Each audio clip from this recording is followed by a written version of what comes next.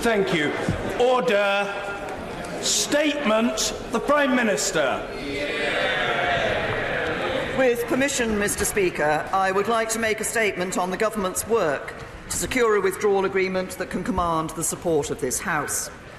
A fortnight ago, I committed to come back before the House today if the Government had not by now secured a majority for a withdrawal agreement and a political declaration. In the 2 weeks since, my right honourable friends, the Secretary of State for exiting the European Union, the Attorney-General and I have been engaging in focused discussions with the EU to find a way forward that will work for both sides, and we are making good progress in that work. I had a constructive meeting with President Juncker in Brussels last week to take stock of the work done by our respective teams. We discussed the legal changes that are required to guarantee that the Northern Ireland backstop cannot endure indefinitely. On the political declaration, we discussed what additions or changes can be made to increase confidence in the focus and ambition of both sides in delivering the future partnership we envisage as soon as possible, and the Secretary of State is following this up with Michel Barnier. I also had a number of positive meetings at the EU League of Arab States Summit in Sharm el-Sheikh, including with President Donald Tusk. I've now spoken to the leaders of every single EU member state to explain the UK's position, and the UK and EU teams are continuing their work, and we agreed to review progress again in the coming days. As part of these discussions, the UK and EU have agreed to consider a joint work stream to develop alternative arrangements to ensure the absence of a hard border in Northern Ireland. This work will be done in parallel with the future relationship negotiations and is without prejudice to them. Our aim is to ensure that, even if the full future relationship is not in place by the end of the implementation period, the backstop is not needed because we have a set of alternative arrangements ready to go. And I want to thank my honourable and right honourable friends for their contribution to this work and reaffirm that we are seized of the need to progress that work as quickly as possible. President Juncker has already agreed that the EU will give priority to this work, and the Government expects that this will be an important strand of the next phase. The Secretary of State for exiting the EU will be having further discussions with Michel Barnier, and we will announce details ahead of the meaningful vote. We will also be setting up domestic structures to support this work, including ensuring we can take advice from external experts involved in customs processes around the world, from businesses who trade with the EU and beyond, and of course from colleagues across the House. This will all be supported by civil service resource as well as funding for the Government to help develop, test and pilot proposals which can form part of these alternative arrangements. Mr. Speaker, I know what this House needs in order to support a withdrawal agreement. The EU knows what is needed, and I'm working hard to deliver it. As well as changes to the backstop, we're also working across a number of other areas to build support for the withdrawal agreement and to give the House confidence in the future relationship that the UK and EU will go on to negotiate. This includes ensuring that leaving the EU will not lead to any lowering of standards in relation to workers' rights, environmental protections or health and safety. Taking back control cannot mean giving up our control of these standards, especially when UK governments of all parties have proudly pursued policies that exceed the minimums set by the EU. From Labour giving British workers more annual leave, to the Conservatives and Liberal Democrats giving all employees the right to request flexible working. Not only would giving up control go against the spirit of the referendum result, it would also mean accepting new EU laws automatically, even if they were to reduce workers' rights or change them in a way that was not right for us. Instead, and in the interests of building support across the House, we are prepared to commit to giving Parliament a vote on whether it wishes to follow suit whenever the EU standards in areas such as workers' rights and health and safety are judged to have been strengthened. The Government will consult with businesses and trade unions as it looks at new EU legislation and decides how the UK should respond. We will legislate to give our commitments on both non-regression and future developments force in UK law. And following further cross-party talks, we will shortly be bringing forward detailed proposals to ensure that as we leave the EU, we not only protect workers' rights, but continue to enhance them. Mr. Speaker, as the Government committed to the House last week, we are today publishing the paper assessing our readiness for no deal. I believe that if we have to, we will ultimately make a success of a no deal.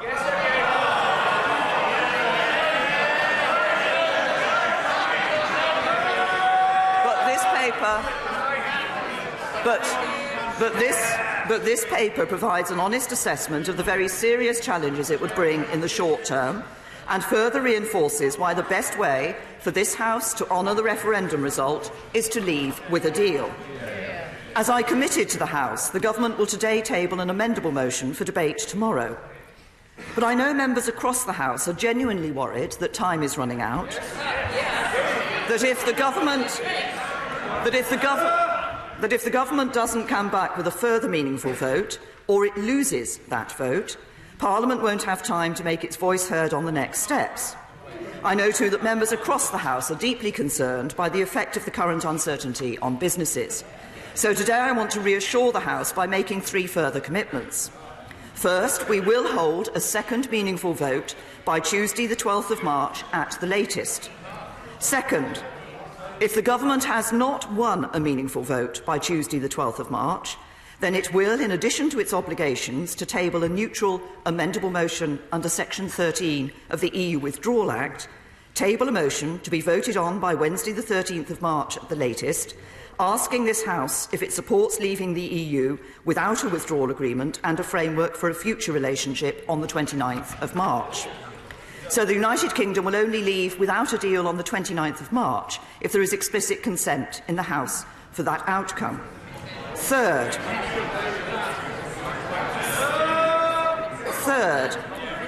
if the House, having rejected leaving with the deal negotiated with the EU, then rejects leaving on the 29th of March without a withdrawal agreement and future framework, the Government will, on the 14th of March, bring forward a motion on whether Parliament wants to seek a short, limited extension to Article 50.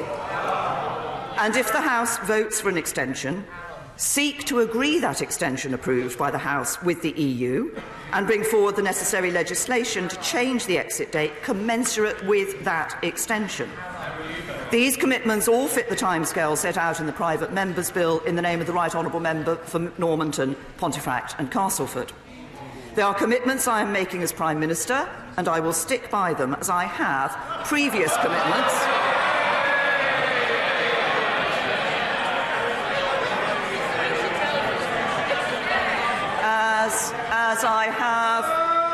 As I have previous commitments to make statements and table amendable motions by specific dates. But let me be clear. I do not want to see Article 50 extended. Our absolute focus should be on working to get a deal and leaving on the 29th of March. An extension beyond the end of June would mean the UK taking part in the European Parliament elections. What kind of message would that send to the more than 17 million people who voted to leave the EU nearly 3 years ago now? And the House should be clear that a short extension, not beyond the end of June, would almost certainly have to be a one-off. If we had not taken part in the European Parliament elections, it would be extremely difficult to extend again. So it would create a much sharper cliff edge in a few months' time. An extension cannot take no deal off the table. The only way to do that is to revoke Article 50, which I shall not do, or agree a deal. Now, I've been clear throughout the process that my aim is to bring the country back together.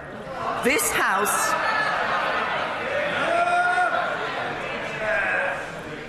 House can only do that by implementing the decision of the British people, and the Government is determined to do so in a way that commands the support of this House. But just as Government requires the support of this House in delivering the vote of the British people, so the House should respect the proper functions of the Government. Tying the Government's hands by seeking to commandeer the order paper would have far... This is rather discourteous. The Prime Minister is delivering a statement and it should be heard. And colleagues know, I understand the strong feelings, colleagues know from the record that everybody will get the chance to question the Prime Minister, but the Prime Minister's statement must be heard. The Prime Minister. Thank you, Mr. Speaker. Tying the Government's hands by seeking to commandeer the order paper would have far-reaching implications for the way in which the United Kingdom is governed and the balance of powers and responsibilities in our democratic institutions. And it would offer no solution to the challenge of finding a deal which this House can support. Neither would seeking an extension to Article 50 now make getting a deal any easier. Ultimately, the choices we face would remain unchanged. Leave with a deal, leave with no deal, or have no Brexit. So when it comes to that motion tomorrow, the House needs to come together as we did on the 29th of January and send a clear message that there is a stable majority in favour of leaving the EU with a deal. Now, a number of honourable and right honourable members have understandably raised the rights of EU citizens living in the UK. As I set out last September, following the Salzburg summit, even in the event of no deal, the rights of the 3 million EU citizens living in the UK will be protected. That is our guarantee to them. They are our friends, our neighbours, our colleagues. We want them to stay. But a separate agreement for citizens' rights is something the EU have been clear they do not have the legal authority for. If it is not done in a withdrawal agreement, these issues become a matter for member states unless the EU were to agree a new mandate to take this forward. At the very start of this process, the UK sought to separate out this issue, but that was something which the EU has been consistent on. However, my right honourable friend, the Foreign Secretary, has written to all of his counterparts, and we're holding further urgent discussions with member states to seek assurances on the rights of UK citizens.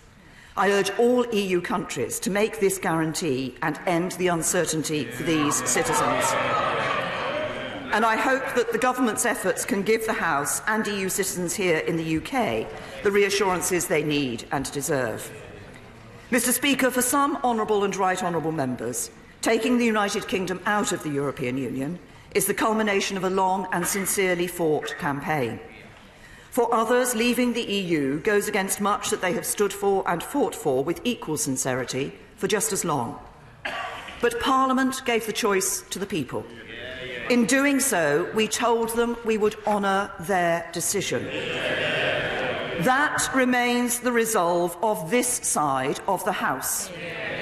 But last night we learned that it is no longer the commitment of the Leader of the Opposition.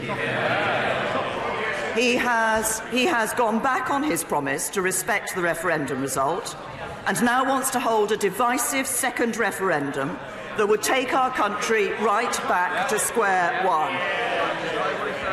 Anybody who voted Labour at the last election because they thought he would deliver Brexit will rightly be appalled.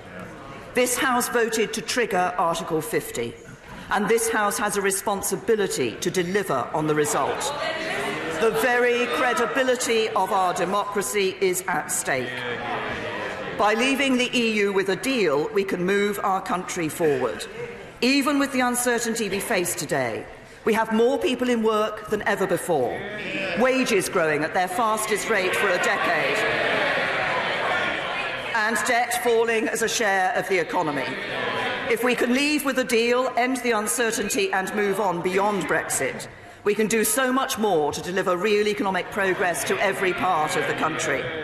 So I hope tomorrow this House can show that with legally binding changes on the backstop, commitments to protect workers' rights and the environment, an enhanced role for Parliament in the next phase of negotiations, and a determination to address the wider concerns of those who voted to leave, we will have a deal that this House can support.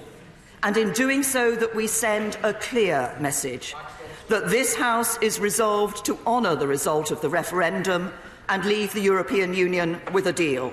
And I commend this statement to the House. Thank you, Mr. Speaker. I would like to start by thanking the Prime Minister for an advance copy of her statement. I've lost count of the number of times the Prime Minister has come to this House to explain a further delay. They say, Mr. Speaker, history repeats itself, first time as tragedy, second time as farce. By the umpteenth time, it can only be described as grotesquely reckless.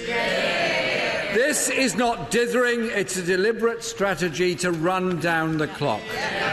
The Prime Minister is promising to achieve something she knows is not achievable and is stringing people along. So will she be straight with people? The withdrawal agreement is not being reopened. There is no attempt to get a unilateral exit on the backstop or a time limit. In Sharm el-Sheikh, the Prime Minister said, and I quote, "A delay in this process doesn't deliver a decision in Parliament, it doesn't deliver a deal." I can only assume she was being self-critical.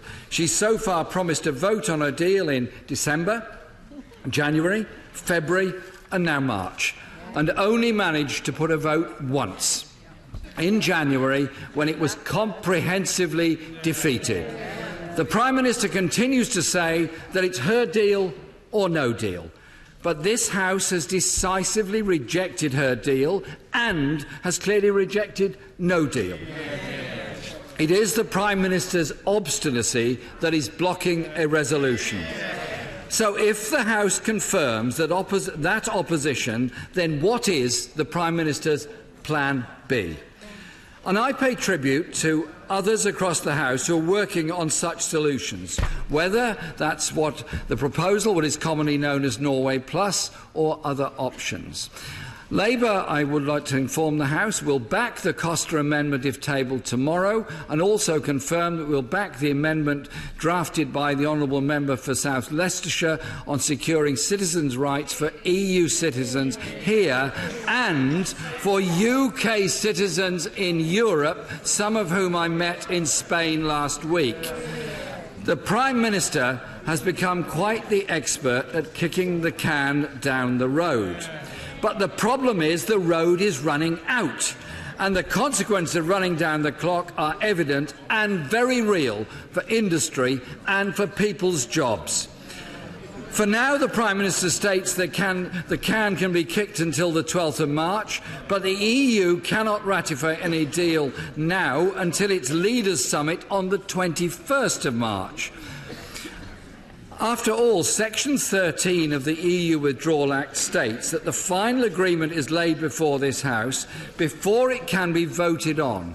So can the Prime Minister confirm how can there be a vote in this House if the EU has not yet agreed any final exit? Or is the Prime Minister now saying that there will be no change to either the withdrawal agreement or to the political declaration, and so will we be voting again on the same documents? Every delay, every bit of badly made fudge just intensifies the uncertainty for industry, business investments being held back, jobs being lost, and yet more jobs being put at risk. The real-life consequences of the Prime Minister's cynical tactics are being felt across the country. Factories relocating abroad, jobs being lost, investment being cancelled, thousands of workers at sites across Britain's towns and cities are hearing rumours and fearing for the worst. The responsibility for this lies exclusively with the Prime Minister and her government's shambolic handling of Brexit. Even now, Mr. Speaker, with just 1 month to go before our legally enshrined exit date, the Prime Minister is not clear what she wants in renegotiations that have now dragged on since it became clear in December that her deal was not even backed by much of her own party, let alone Parliament or the country at large. Labour, Mr. Speaker, has a credible plan that could... Labour, Mr. Speaker, Labour has a credible plan that could bring the country together, provide certainty for people and safeguard jobs and industry. It is based around a new customs union with the EU to protect our manufacturing industry, a close alignment with the single market protecting all of our trading sectors, and keeping pace with the best practice on workers' rights, environmental protections and consumer safeguards. The people of this country deserve nothing less. The Prime Minister talks about giving commitments on future developments, but that is way short of a commitment to dynamic alignments on rights and standards, when we know many on her front bench see Brexit as an opportunity to rip up those vital protections. In recent weeks, Mr. Speaker, I've been speaking to businesses, industry organisations and trade unions. Last week, along with our shadow Brexit Secretary, my right honourable friend, the member for Holborn and St Pancras, my friend, the member for Leeds East, and Baroness Chakrabarti, I travelled to Europe to meet with EU officials and leaders to discuss the crisis and explain Labour's proposals. We left with no doubt whatsoever that our proposals are workable and could be negotiated. So tomorrow, Mr. Speaker, we will... Order. I indicated to the House that the Prime Minister should be fairly and courteously heard. The same goes for the Leader of the Opposition. So if the usual suspects could just calm down, it would be in their interests and, more importantly, those of the House. Jeremy Corbyn. Mr. Speaker, so tomorrow we will ask Parliament to vote on these proposals. They're workable and negotiable, that back the demands of working people all across this country and industry all across this country. So I urge members across this House to back that amendment, to respect the results of the 2016 referendum, to safeguard jobs, investment and industry in this country. Labour accepts the result of the referendum, but we believe...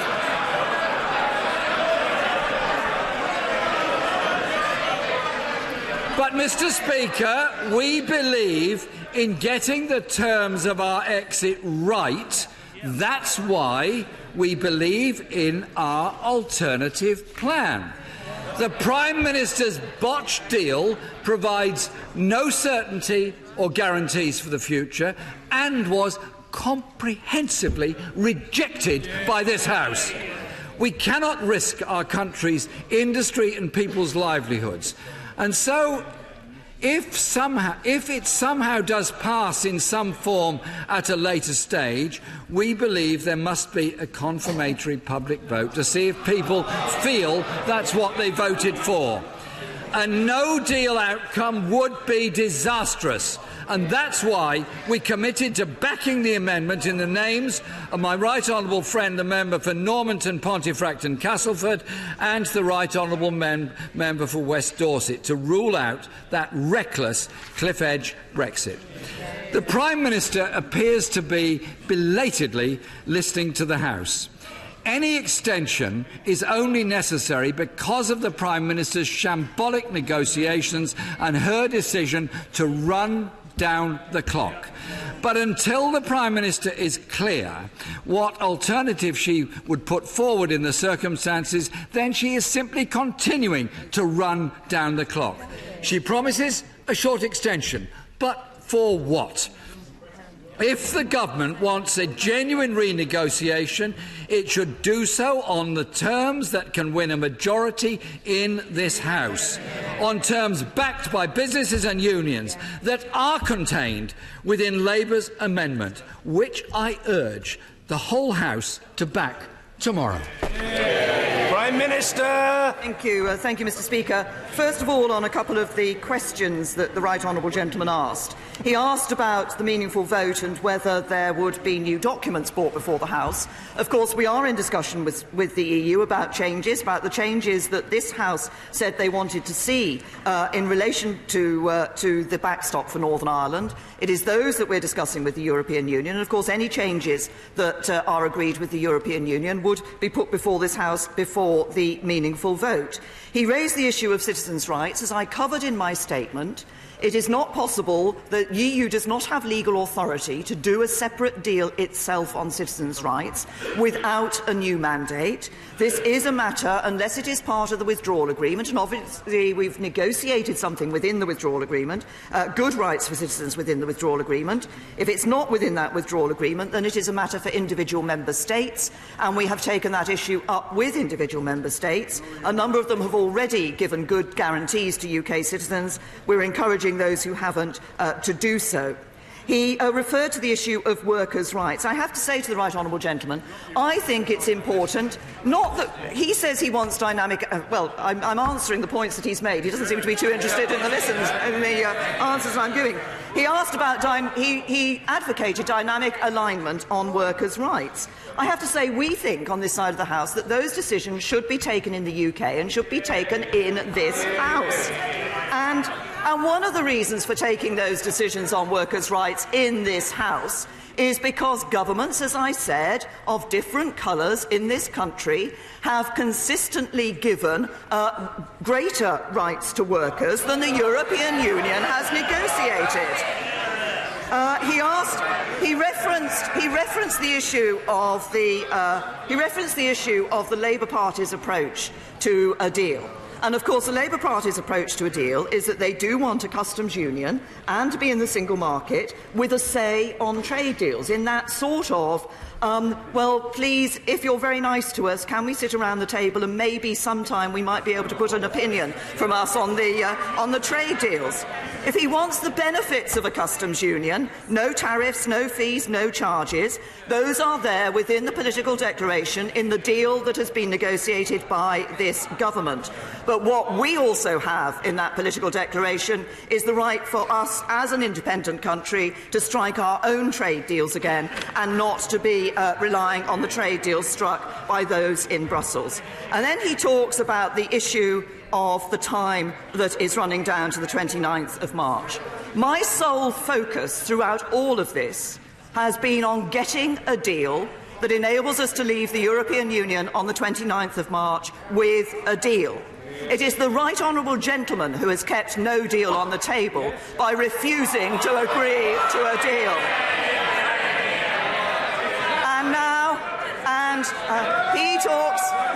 He talks about uncertainty on jobs. He could have voted to end uncertainty on jobs by backing the deal the government brought back from the European Union. And finally, he says that he and the Labour Party accept the result of the referendum. And yet we also know that they back a second referendum. And by backing a second referendum, he's breaking his promise to respect the result of the 2016 referendum.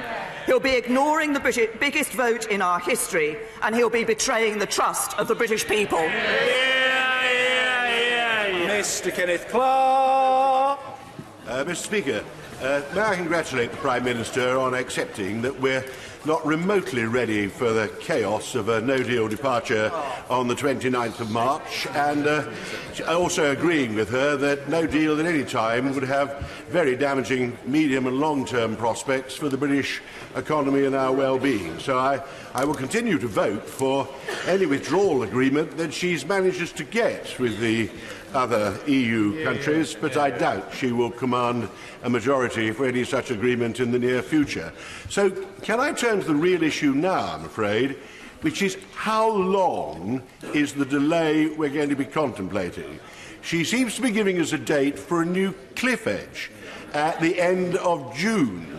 But isn't the danger that we will merely continue the present pantomime performance through the next 3 months, and the public will be dismayed as we approach that date and find there is similar chaos about where we are going? May I suggest that we contemplate a much calmer delay, that we have indicative votes following debates in this House to see where a consensus or majority lies, and then prepare our position for the much more important long-term negotiations that have to take place on the eventual settlement. We cannot have several more years of what we've had for the last 2 years. We have to start proper negotiations with the EU on what exactly we contemplate as our long-term relationship with the Union. Prime Minister. Right honourable and learned friend, of course we have the framework for that long-term relationship with the European Union set out in the political declaration. That is, if you like, the set of instructions to the negotiators for the next stage. But he's right, of course, we still have to go through that second stage of negotiations. He asks about the any extension to Article 50, should that be necessary. I'm very clear, I do not want to see an extension to Article 50, and should we be in the position that such a proposal was put before this House, I want to see it being as short as possible.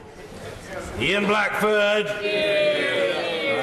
Thank you, Mr. Speaker, and can I thank the Prime Minister for advance sight of her statement. I have to say I find myself once again agreeing with the Right Honourable Member for Rushcliffe. There is perhaps the possibility that we extend Article 50 beyond the end of June, and in that light, can I give a helpful suggestion to the Prime Minister? The Scottish National Party are already putting in place candidates for the European elections. Can I suggest the Conservatives might consider doing the same? Mr. Speaker, there are only 19 parliamentary days until Brexit Day, yet the Prime Minister wants to delay the meaningful vote up to the 12th of March. Why? The 12th of March, only 10 parliamentary days before Brexit. We have lost 9 days when this issue could have been resolved. The Dutch Prime Minister says we are sleepwalking into a no-deal scenario. There was no breakthrough in a 45-minute meeting with the German Chancellor Angela Merkel. Council President Donald Tusk said an Article 50 extension would be the rational decision. Although, Mr. Speaker, that would suggest that this government is capable of making rational decisions. There is little evidence of that. Prime Minister, your strategy to run down the clock is disastrous. Isn't it the case that you continue to fail to reach an agreement on the backstop? Isn't it the case that you cannot get the alternative arrangements on the backstop you promised at the end of January? I'm not trying to get any alternatives to a backstop. Through the chair, man. Mr. Blackford.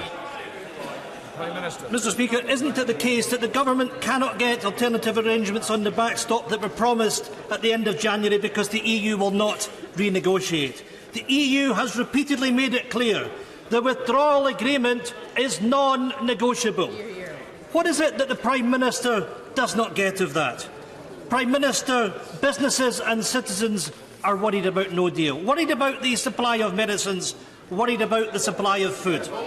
It is the height of irresponsibility for any government to threaten its citizens with these consequences. And you know, the Prime Minister sits and laughs at what she's doing to the people of the United Kingdom. What a disgrace. Mr. Speaker, this Prime Minister indicates she simply is not fit for office. Prime Minister, will you accept the overwhelming advice of business, of MPs and your Cabinet? Rule out no deal, extend Article 50, but do it today. This should not be left until the middle of March.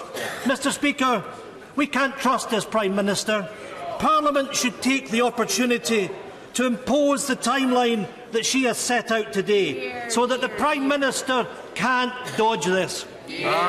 Prime Minister. Well, thank you, Mr. Speaker. The Right Honourable Gentleman made various references to the discussions with the European Union. He asked why the meaningful vote was not being brought back this week, or had not been brought back before the latest date of the 12th of March. The answer to that is because we are taking this time to negotiate the changes required by this House in relation to the deal that we negotiated with the European Union. And that includes the work that has been done on alternative arrangements, and as I indicated in my statement, further work on those alternative arrangements has already been agreed with the European Union. So all those questions about there not being an opportunity to renegotiate, not being an opportunity to get any changes, no, that is not the case. We are in talks with the European Union, and we're talking about the issues, that this House required. And then finally, he talked about uncertainty. The uncertainty of not having the arrangements in place. Can I just say to the Right Honourable Gentleman, if he wants to end uncertainty, if he wants to deal with the issues he raised, if he wants to end the uncertainty and deal with the issues he raised in his response to my statement, then he should vote for a deal. Simples. Ian Duncan Smith. May I, Mr. Speaker? Mr. Speaker, may I welcome my right honourable friend. Order. Order. Order. I appeal to the House to give the right honourable gentleman the respectful attention that he probably wants, and I think he should have. Mr. Ian Duncan-Smith. Very kind of you, Mr. Speaker. Can I welcome my right honourable friend's statement today? Clearly she is right that we would prefer to have a deal. In the statement she made, she talked about alternative arrangements, which are based hugely, as it appears, on the Malthouse Compromise details. Can I just remind my right honourable friend that it's clear now behind closed doors that UK government officials and the EU recognise that what is right now in the backstop is unworkable, and therefore they will have to implement alternative arrangements. Therefore, when she sits down with them to ask for this, could she now say that these alternative arrangements must reach a point of a deadline date and be bound legally so that they cannot renege from that after we leave? Prime Minister. Can I say to my right honourable friend that, in fact, there has not been the suggestion that the arrangements in the backstop are unworkable. But what there has been in the discussions with the European Union is an acceptance of the desire to actually discuss those alternative arrangements, work on those, and have those in place, such that, were it the case that we ended the implementation period without the future relationship in place, and that insurance policy for no hard border in Northern Ireland was necessary, we would have the alternative arrangements to put in place rather than the backstop as is currently within the withdrawal agreement. And the issue, one of the key issues that has been raised by the European Union around the alternative arrangements actually relates to the significant number of derogations from European Union law that would be necessary in order to put the alternative arrangements in place. Mr. Hilary Benn. Thank you very much indeed, Mr. Speaker. While I welcome the fact that the Prime Minister has at long last and with the greatest reluctance been persuaded by a group of her own ministers to accept that there is no majority in this House for leaving the European Union on the 29th of March with no deal, does she not understand that there, in all likelihood, will continue to be no majority in the House for leaving with no deal, whether it's March, June or October? And therefore the question I want to put to her is this. If we are going to have an extension to Article 50, what does she intend to use that time for? Prime Minister. I say to the right honourable gentleman, as I've been very clear, I want to ensure that the work we're currently doing ensures that we get a deal that can command the support of this House. He says that there will continue to be. What I said in my statement is that if we lose another meaningful vote, and we will then put a vote to the House on its view on leaving the European Union on the 29th of March with no deal. And were it the case that the House rejected the meaningful vote and voted for not leaving without a deal, then we would put that a motion would come before the House in relation to a short, limited extension of Article 50. But can I also say to the right honourable gentleman that he says again, and he's raised this previously in this House, about there being no majority for leaving with no deal. As I say, the House has to face up to the fact that if it doesn't want to leave with no deal, either it wants to stay in the European Union, which would betray the trust and the vote of the British people, or it has to accept and vote for a deal. Nicky Morgan. Thank you very much indeed, Mr. Speaker. Today's statement cannot have been easy for the Prime Minister to make, because she is rightly determined that we should honour the result of the referendum. And I say that as somebody who campaigned very strongly for us to remain in the EU. But it probably hasn't been greeted with great alacrity in the country as well, because the uncertainty out there affecting businesses and individuals is now crushing. So can she please make it clear that a deal which can command the majority of this House is eminently possible if there can be agreement on changes to the backstop and putting in place alternative arrangements? And can she also confirm that it is then incumbent on MPs on all sides of this House to vote for this deal, which will be in the national interests of this country? Minister.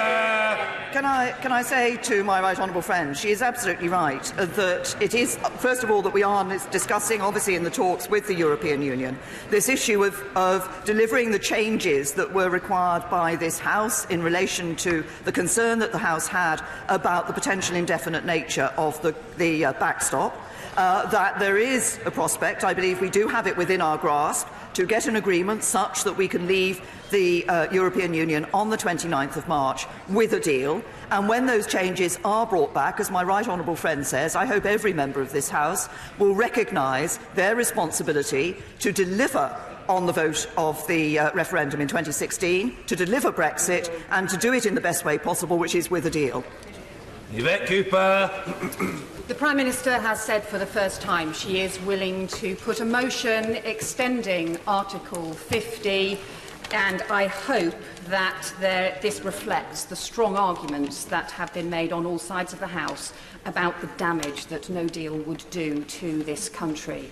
But she will also know that promised votes have been pulled before, that Commons motions have been ignored before, and that when the Commons previously voted against no deal, the Brexit Secretary still told the House that government policy was still to leave on the 29th of March with no deal if the deal hadn't been passed, and he said, frankly, the legislation takes precedence over the motion.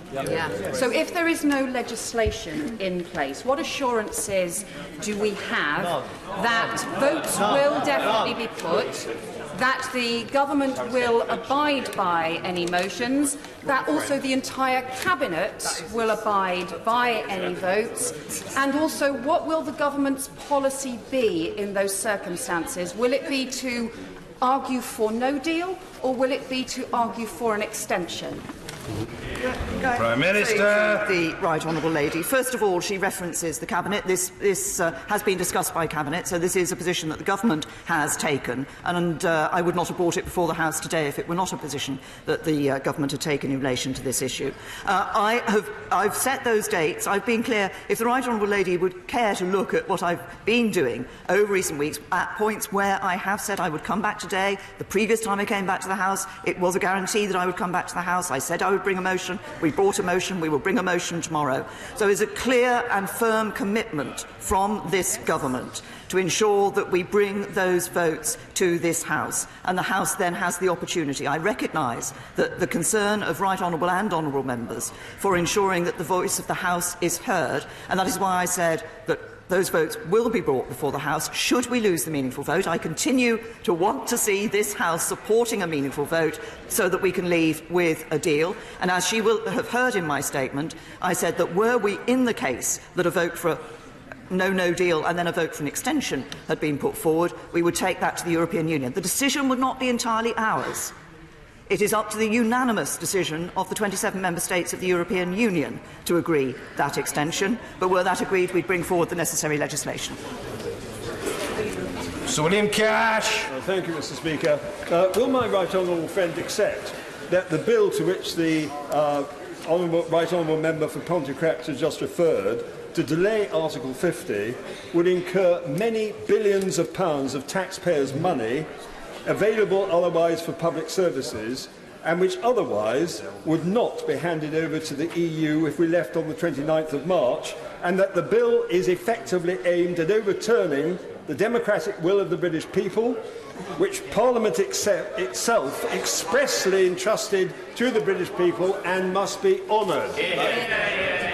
Prime Minister. My honourable friend raises a number of points about the proposed bill from the right honourable member for Normanton, Castleford and Pontefract. Can I just say to my honourable friend that I think what I would hope members of this House would consider, given the commitments that the Government has made in relation to these issues, but I hope that honourable members of this House would consider that actually that the mechanisms within that bill have constitutional implications beyond simply the Brexit issue in terms of the relationship between Government and Parliament and our democratic institutions going forward. It is important that I have been clear today, I want to see a deal that this House can support that enables us to leave on the 29th of March with a deal. That's what the Government is working on, and that's what the Government continues to work on. Sir Vincent Cable. The Prime Minister is right that simply postponing a cliff edge for 3 months is pointless or worse.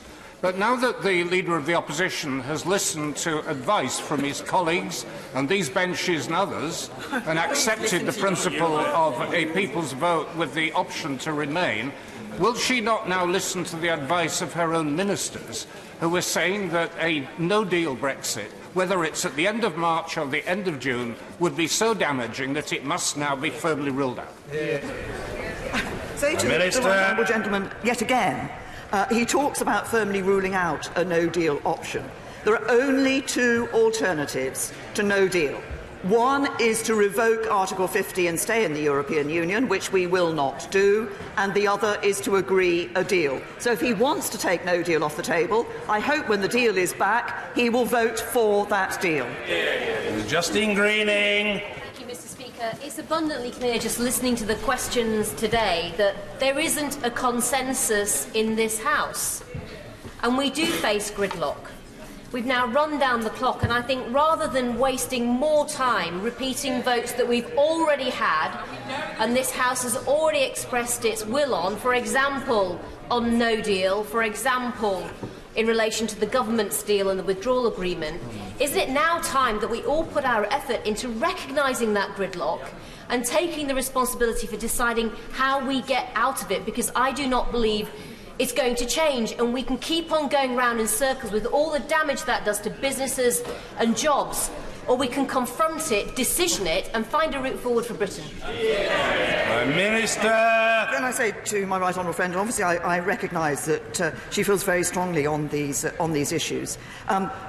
I want to see us able to deliver on the result of the referendum and doing it in what I believe is the best way for this country, which is to leave with a deal. That's what we'll be working on. She talks about decision points. There will be a decision point for this House in a meaningful vote, looking at the changes that have been agreed with the European Union. And at that stage, I hope that every member of this House will recognise the need to respect the result of the referendum in 2016 and to leave the European Union with a deal.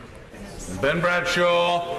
Mr. Speaker, is not the crucial difference between what she is proposing and the proposal of the Right Honourable Gentleman, the member for Dorset West, and my right honourable friend who chairs the Home Affairs Select Committee, is that theirs is watertight and legally binding and hers is not? And given the number of times that she has gone back on her word and caved into the ERG, why should we trust anything she is saying? Prime Minister. Can I say to the right honourable gentleman that there is a difference between the proposal that has been put forward, that he refers to, and the commitments that I have given today, and that is that the proposal that has been put forward goes much more widely than in relation to the issue of Brexit. And I have a concern about the relationship in the future between Government and Parliament, about ensuring that we can continue to maintain what has been a balanced relationship between Government and Parliament that has stood this country well over many, many years, and retaining that into the future. Mr. Owen Patterson. Thank you, Mr. Speaker. Can I congratulate the Prime Minister and the Brexit Secretary for persuading the European Union to accept a task force to work up the Alternative Arrangements Group proposals into a practical proposition, because what has emerged in our discussions is that the customs arrangements have been cut and pasted from the old Turkish agreement. They are archaic and would require 255 million pieces of paper to be stamped with a wet chop, as in Ming Dynasty China. What the Prime Minister would do if she could make these proposals legally binding with a definitive implementation date would be to remove the toxic backstop and get many people on this side of the House to vote for the agreement. Will she get a legally binding change in the text to deliver that? Prime Minister.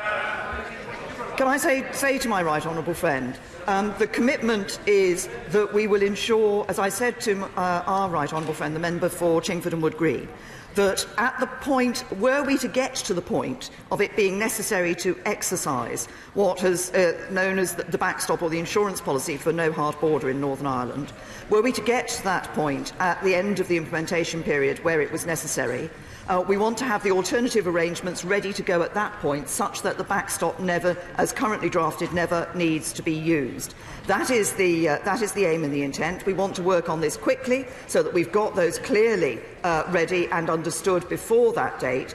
But the commitment is to ensure that those alternative arrangements can indeed replace the backstop and ensure that the backstop doesn't need to be used. Mr. Nigel Dodds. Thank you, Mr. Speaker. The Prime Minister's withdrawal deal agreement, as proposed in draft, was defeated in this House by 230 votes. She hardly needs reminding of that. And the reason for that, primarily the loss of the majority, was because of the backstop. Now, she has committed to binding legal changes in terms of the backstop, effectively reopening the withdrawal agreement. And she must know that without a legally watertight way out of the backstop, then certainly we could not support any future withdrawal agreement brought to this House. Does she not think that the machinations of some of her ministers and the proposals that she has actually announced today, does she think that this will have the effect in Brussels and on European leaders of making them more likely to concede what is necessary, or perhaps that they will just sit back and wait? Prime Minister. I say to the right honourable gentleman, the discussions that I have had in the European Union with EU leaders and indeed with the European Commission are very clear that they are entering into those talks with us with the intention of finding a resolution of the issue that this House has raised, that the right honourable gentleman has just referenced again, which is ensuring that we have that legally binding change that ensures that people can have the confidence that the issue which the House raised about the potential indefinite nature of the backstop has been addressed and has been resolved. That is what we're working on. I recognise the right honourable gentleman has always been consistent in his references to the need for the right legal status for that change, and that is what we're working for. Mr. Dominic Grieve. Thank you, Mr. Speaker. I'm pleased to hear from my right honourable friend a willingness to consider the possibility of an extension of Article 50 to prevent a catastrophic no-deal Brexit. My right honourable friend also said, rightly, that across this House there are widely divergent views as to why the deal that she has negotiated in good faith has been rejected. And my concern is simply this. I see no reason to think that that situation will change, because despite what she's done in good faith, it is a second-rate outcome for our country. And if this is to continue, how are we indeed to break the logjam? And here I have to say to her that her browbeating of the House, which she did today, indicating that unless we simply go along with a deal which is considered to be inadequate, there is no solution but a no-deal Brexit or a unilateral revocation, is simply inaccurate. Because surely it is perfectly possible and utterly democratic for us to go back and ask the public whether the deal she has negotiated is acceptable or not. Prime Minister. Can I say to, first of all, to my right honourable and learned friend, he says that there has been no indication from this House, that there are diverse views around this House, and no indication, therefore, as to why the withdrawal agreement was rejected. Indeed, this House did indicate why the withdrawal agreement was rejected. It did so in a majority vote on the 29th of January, which indicated that it was an issue around the backstop and changes to the backstop that were required, and that the House would support a withdrawal agreement with the necessary changes to the backstop. So it is not right to say that this House has not indicated the result that it wishes to the result that it wishes to see. He also, I think, has slightly aims to chastise me as to the options that I have put before the House today. But I say to him, a second referendum does not does not change the fact that ultimately the three options open to us are to leave the European Union with a deal, to leave it with no deal, or to have no Brexit. Those will remain the options. Anna Soubry. Thank you very much, Mr. Speaker. Mr. Speaker, this is a shameful moment. Nothing has changed, apart from the fact that some of us who used to sit over there are now sitting over here. And one of the reasons for that is because yet again we see in the Prime Minister a can kicking at the same time that fudge is being created, and a failure to put the country and the nation's interests first. Instead, the future of the Conservative Party is put first and foremost. Honourable and right honourable members who sit opposite made it clear that they would vote in accordance with their conscience and the national interest to take note. Order, Mr. Blunt. Be quiet. Be quiet. You're not the arbiter of what the right honourable lady says. I'll be the judge of that. Don't try to shout her down. It is beneath you, and more importantly, it will fail.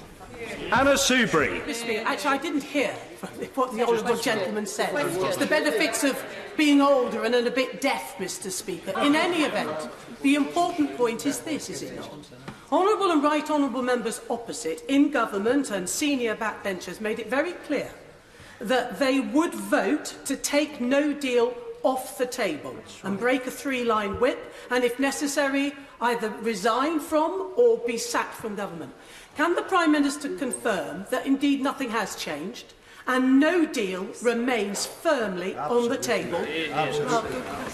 Prime Minister. To the right honourable lady, she talks about acting in the national interest. At every stage of this, the national interest has been the focus of the work that I have been doing. That is why I negotiated what I believe to be a good deal with the European Union. That deal was indeed, as others have referenced, rejected by this House. It is why I have then listened to the views of this House as to what it was that the House wanted to see changed in the withdrawal agreement and in the package that was negotiated, in order to ensure that the House could support that package. And that is why we are in talks with the European Union on that. And that is why I intend to work to bring back to this House changes that this House can support, and changes that ensure that we will be able to leave the European Union and do so with a deal.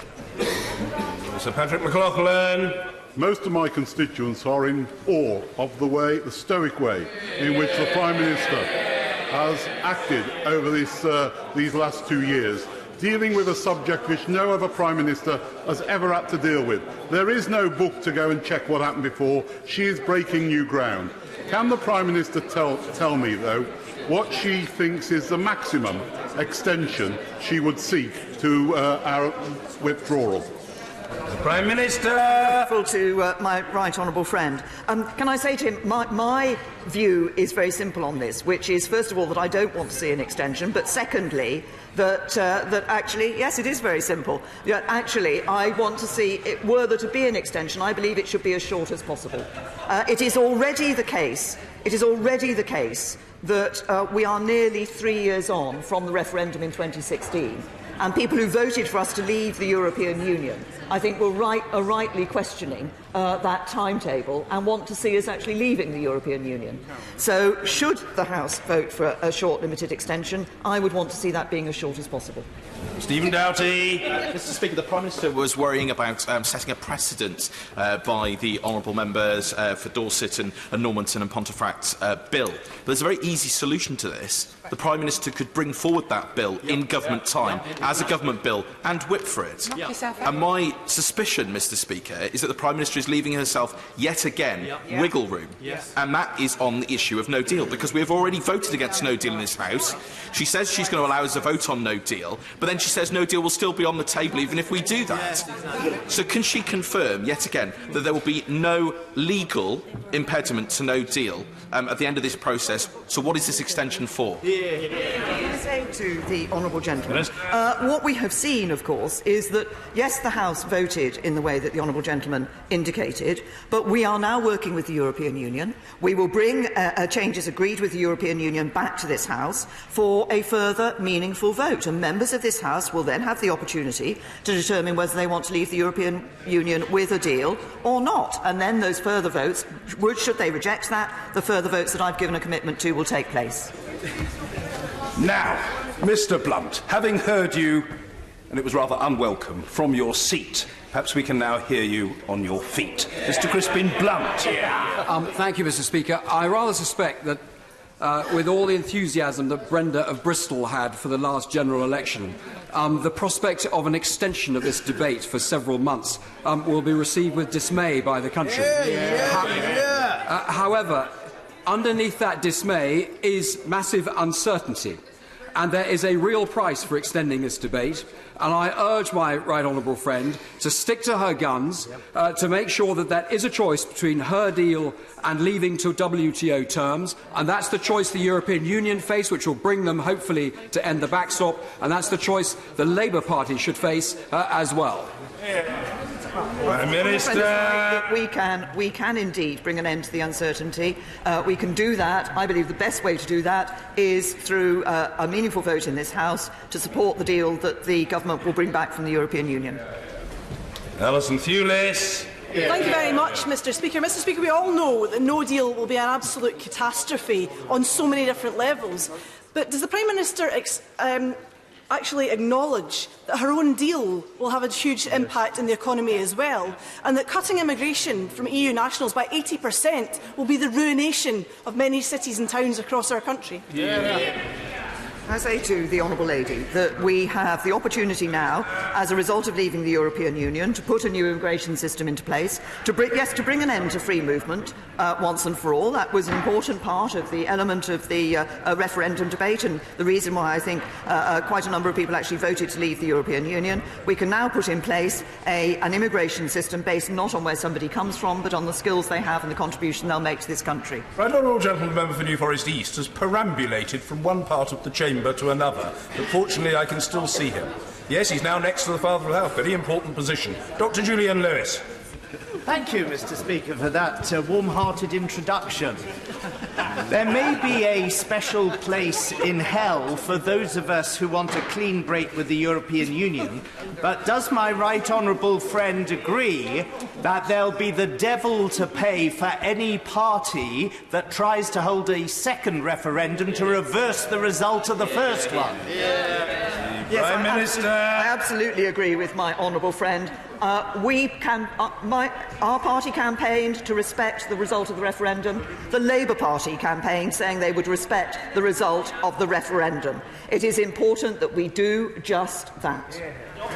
Alison McGovern. Thank you, Mr Speaker. The Prime Minister's government is, as we speak, preparing to apply tariffs to basic food items like cheese and meat, the price of which will be paid by families in this country who have suffered enough, Mr Speaker. So can I ask the Prime Minister, is this really the Tory party that she thought that she would lead? Banging on about Europe, all the while creating new burning injustices every day they are in office. Prime Minister. I say to the Honourable Lady that we have negotiated a deal with the European Union which is very clear in the issue of no tariffs. It is open to members of this House, with the changes that will be brought back following our discussions with the European Union, to support that deal. And I also say to the Honourable Lady that this is a government that has been dealing with a number of burning injustices in this country which were not dealt with by a previous Labour government. I cite things like the action we've taken on stop and search, the action we've taken in relation to mental health, and the action we've taken on the race disparity audit. Vicky Ford. Thank you very much, Mr Speaker. Clearly having no deal with our largest trading partner is deeply unattractive, which is why I've supported the deal. The government position has been to leave with a deal, and indeed the Conservative Party manifesto was very clear that it wanted both a trade deal and a customs arrangement. If we do get to March the 12th, and if unfortunately the deal is not accepted, can my right honourable friend confirm that it will remain the government's position that we want to secure a deal, and that if our negotiators do need that little bit more time, the government will not be whipping its ministers to block the extension? Well, can I say to Minister that we have been, as she's absolutely right in saying, that the government has been very clear throughout all of this that we believe that the best route for the United Kingdom is to leave the European Union with a deal, and we will continue to, and that will continue to be this government's position. I want to work to ensure that the situation she refers to does not arise, because we're able to get that agreement in the meaningful vote and get a deal agreed. Laura Smith. Speaker, can the Prime Minister explain how she intends to obviate the need for checks on rules of origin without accepting common external tariffs? Is it not the case, Prime Minister, that the only realistic way of meeting that commitment in the political declaration is to negotiate a new customs union with the EU? Prime Minister. We've put forward proposals as to how we could achieve that. We put those proposals forward some months ago, and there will of course be a debate on the balance between alignment and checks when we come to the next stage of negotiations. Mr. David Jones. The withdrawal negotiations are nearing their final, most crucial and most delicate stages.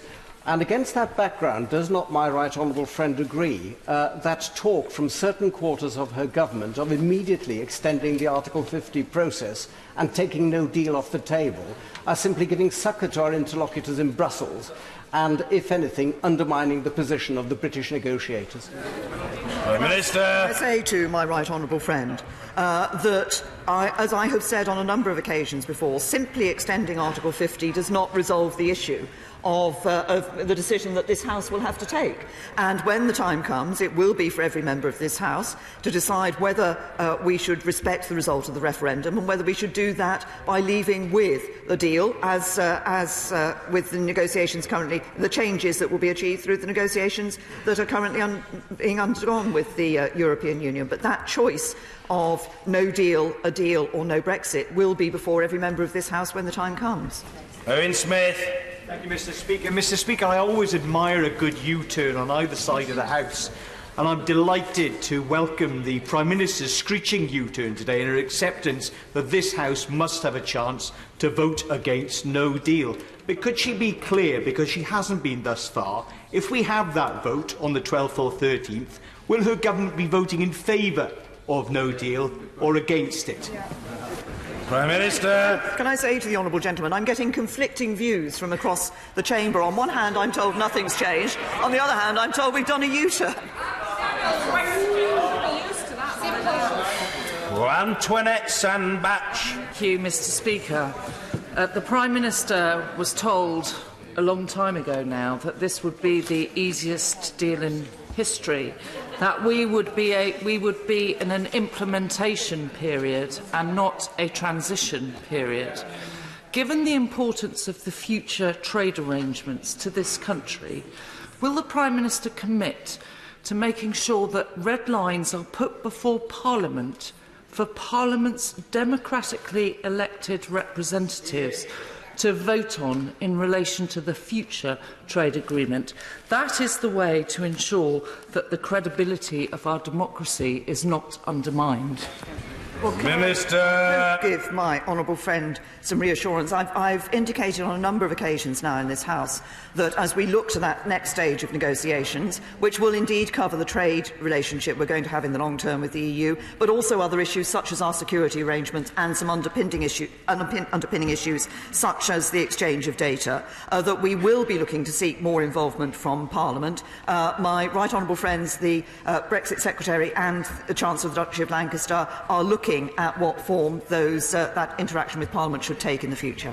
Caroline Lucas. Thank you, Mr. Speaker. European leaders have been pretty clear that they'd only agreed to an extension of Article 50 for a good reason, not just for the Prime Minister to faff and dither and delay and do some more can-kicking down the road.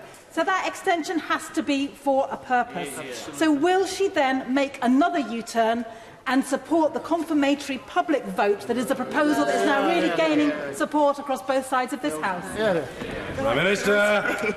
To the honourable lady, I've made my views clear on this issue on a number of occasions in this chamber. There are those who are talking about a confirmatory vote on the deal and including on that ballot paper the option of remaining in the European Union. Well, the Honourable Lady says yes to that. I have to say to her, that would be not respecting the result of the referendum, and 80% of the votes cast in the last general election were for parties that said they would respect the result of the referendum.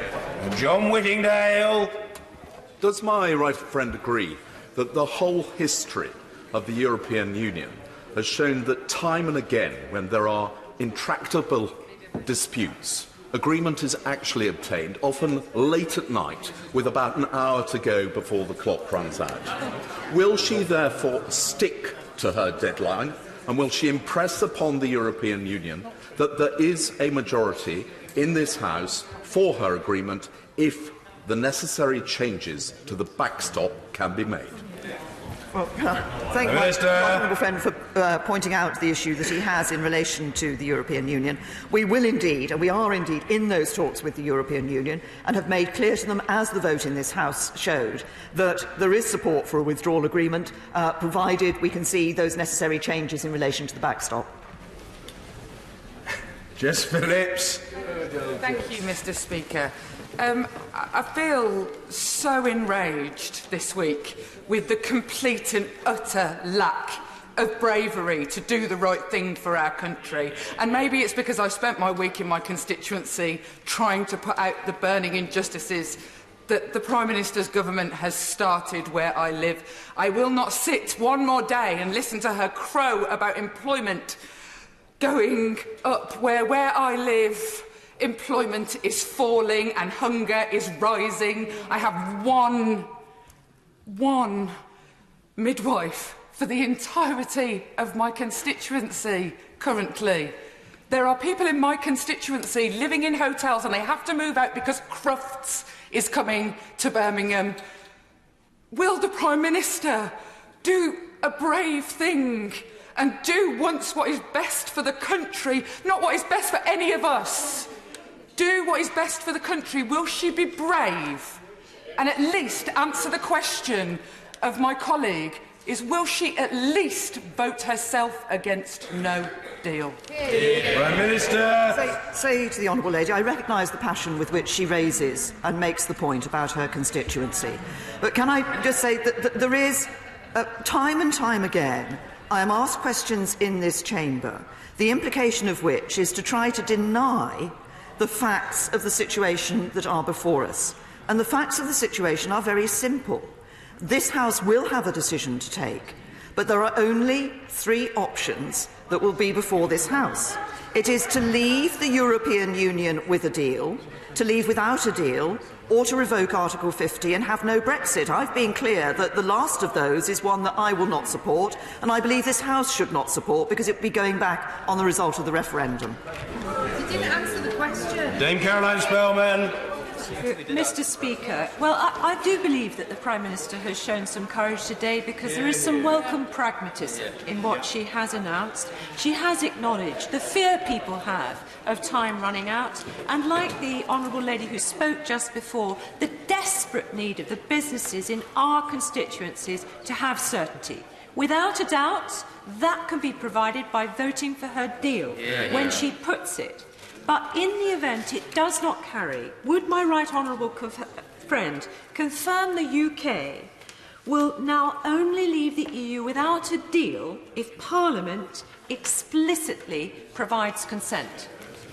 Prime Minister. I say to my right honourable friend that, as I said in my statement, if it is the case that when we bring the meaningful vote back, Parliament rejects that meaningful vote, then we will table a motion to ask Parliament its view on whether or not we should be leaving without a withdrawal agreement and a future framework. And on that basis, we would only leave without a deal with the consent of Parliament. But I would also echo the point that my right honourable friend made at the beginning of her question, which is that actually the best thing for this Parliament to do is to vote for a deal such that we can leave with a deal. Chris Bryant. The very first thing that the South Wales Police raised with me when I was first elected in 2001 was the problem they had in getting up-to-date information from other police forces in Europe so that they could tackle paedophilia in the South Wales valleys. Now, we have managed to achieve that over recent years, as I'm sure the Prime Minister knows from her time as Home Secretary. But if we leave without a deal, as she quite rightly said in her first letter to the European Union triggering Article 50, we will not have a deal on security, and that means the police from the day afterwards will not have access to that information. How are we going to make sure that we are safe if we proceed down the no-deal path? First of all, can I say to the right honourable gentleman that I do indeed recognise the issue that he raised. It was one of the early things I did when I became Home Secretary was to agree that the United Kingdom should be part of the European Investigation Order, and I stood at this dispatch box with his honourable and right honourable friends trying to stop me from ensuring that we could keep things like the European arrest warrant. But can I also say to him that I believe that leaving with a deal is the right thing to be done for this country for a variety of reasons. Most people focus on the trade and customs issues, but actually the security issues are just as important. And that is why, obviously, in no-deal preparations, we work with others across the European Union to see what arrangements can be in place in a no-deal. But it's why the deal we've negotiated is the best thing to happen, because the deal we've negotiated does allow us access to key issues like the passenger name records and PRUM. Jonathan Ginogly. Speaker, could my right honourable friend please confirm whether over the last fortnight in conversations with EU members she has heard anything to suggest that any EU country would fail to give us an extension to Article 50, and if that is the case, what those reasons might be?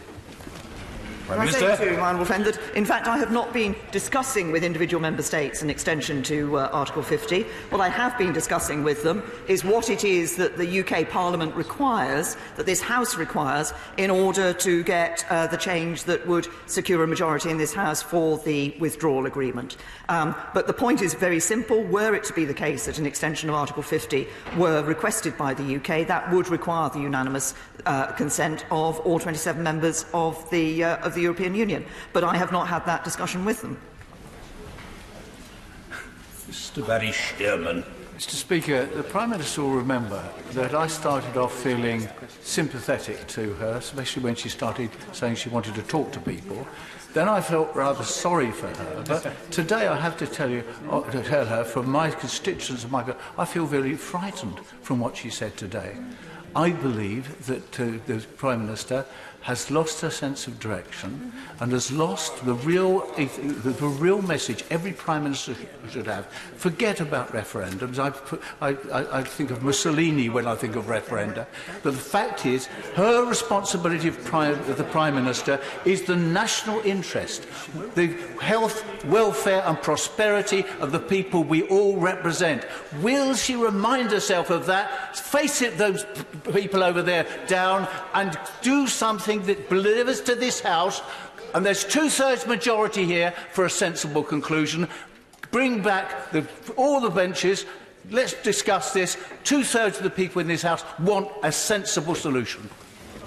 Can I say to the honourable gentleman, I am precisely thinking of the national interest when I sit down with the European Commission and other European Union leaders with a view to negotiating changes to the withdrawal agreement and to the package that we agreed, such that we can bring that back to this House and get agreement for a deal. Sir Desmond Swain. So that I can prepare to realign myself to the metaphysical plane, what is her estimate of the possibility of our leaving on time? Can I say, to my right honourable friend, it is my estimation that it is within our grasp to get changes such that we can bring a deal back to this House to enable this House to confirm in a meaningful vote a desire to leave the European Union, its intention to leave the European Union with a deal on the 29th of March. Caroline Flint. Thank you very much, Speaker. For 22 years I've served the constituents on Don Valley and have dealt with many constituents and their plight. At no time in those 22 years has the injustices those constituents have faced, whether it's in terms of poverty or housing or having a decent education or a health service, have they looked to the EU for supplying the answers. A Labour government supplies the answer to that. And that is why it is so important to recognise that in this House there are people on the Remain side and the Leave side, for whom no deal will ever be good enough. The time has come to recognise, as it said in the first line of the first leaflet in the 2017 election from Labour, the decision to leave has been made by the British people. We said in the chapter of our manifesto, we are here to negotiate Brexit, not stop it. Does not the Prime Minister agree? She needs to show compromise, but so does everybody else in this House. Can I say to the Right Honourable Lady, I absolutely agree. It is necessary, of course, and we have seen compromise already in relation to the deal that's been negotiated. But she's absolutely right to point out, as I referenced earlier, 80% of the votes at the last general election were cast for parties which were clear in their manifestos that we would respect the result of the referendum, and we should be doing just that. I believe the best way to do that is to leave the European Union with a deal, and I intend to bring a deal back to this House of Commons that I would hope and expect the House can support. Stephen Crabb. Isn't it still the reality that the withdrawal agreement, warts and all, amended or not, remains the only serious show in town if we are to leave the European Union? And does the Prime Minister think that if this deal keeps getting voted down by this House, that she will need to stand alongside the Leader of the Opposition, go on television, explain and level with the British public why this House is institutionally and politically incapable of delivering Brexit? Can I say to my honourable friend, he's absolutely right that, of course, we're seeking changes to the withdrawal agreement, but the bulk of that withdrawal agreement remains the same. It's about intricate issues such as the legal aspects for those businesses that have contracts with the European Union after we leave the European Union. It's about citizens' rights and ensuring the guarantees and protections for citizens' rights. He says that in the event that this House did not vote for a deal, he suggested I should stand by the Right Honourable Gentleman, the Leader of the Opposition, and explain why this House had not voted for a deal. I think that might be a little difficult, given his new policy, the Right Honourable Gentleman, the Leader of the Opposition, doesn't want to seem to deliver Brexit. Helen Goodman. Thank you, Mr. Speaker. Mr. Speaker, I think the Prime Minister's language borrowed from the extremists in describing the bill from my right honourable friend, the member for Normanton, and the right honourable member for West Dorset as commandeering the House is totally irresponsible. Doesn't the Prime Minister understand this is a parliamentary democracy? We own the standing orders and we can vote to change them either permanently or temporarily at any time. Well, of course it is absolutely right that the standing orders of this House can be changed by this House. In recent times, the standing orders of this House have often been interpreted in ways which was not expected. Richard Graham. Mr. Speaker, the vast majority of my constituents in Gloucester would echo every word the member for Don Valley said. They voted, the country voted to leave, and we in our manifestos chose to respect the result of that referendum. So there is no question about us leaving. The only issue at stake, and the only issue that my constituents worry about, is the inability of this House to get behind the Prime Minister and resolve the withdrawal agreement bill. But given that business, and particularly manufacturing, is hurting and will hurt with every day going forward, would my right honourable friend confirm that if she can agree with the European Union the changes that she is rightly looking for before the 12th of March, that she will come back to this House earlier and put the question as soon as possible? I agree with Minister. Friend, for the point he makes, he's absolutely right. I think the vast majority of members of the public want to see this House delivering leaving the European Union, doing so in the best way for this country, and we will be working to ensure that we can get those changes as soon as possible. When I said a vote by the 12th of March, I meant that that is the last date for a vote, and if it's possible to bring it earlier, then I will do so. Mr. Angus Brendan McNeill. Thank you very much, Mr. Speaker. And listening to this mess, it's no wonder that in Scotland the EU is more popular than the UK, Mr. Speaker. The only sovereign decision this Parliament could take, Mr. Speaker, is to revoke Article 50 to prevent leaving without a deal. An extension to Article 50 means the Prime Minister has to beg the EU 27 and put the UK at the mercy and the kindness of the EU 27. Doesn't she agree that revoking Article 50 is better than leaving without a deal, which is the current trajectory for the UK, given the letter she wrote on the 29th of March 2017?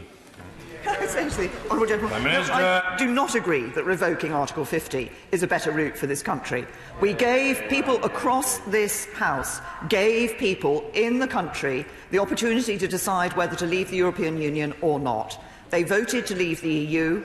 I believe it is imperative that we respect that vote and deliver on that vote. Mr. Robert Halfon. How are you, Mr. Speaker?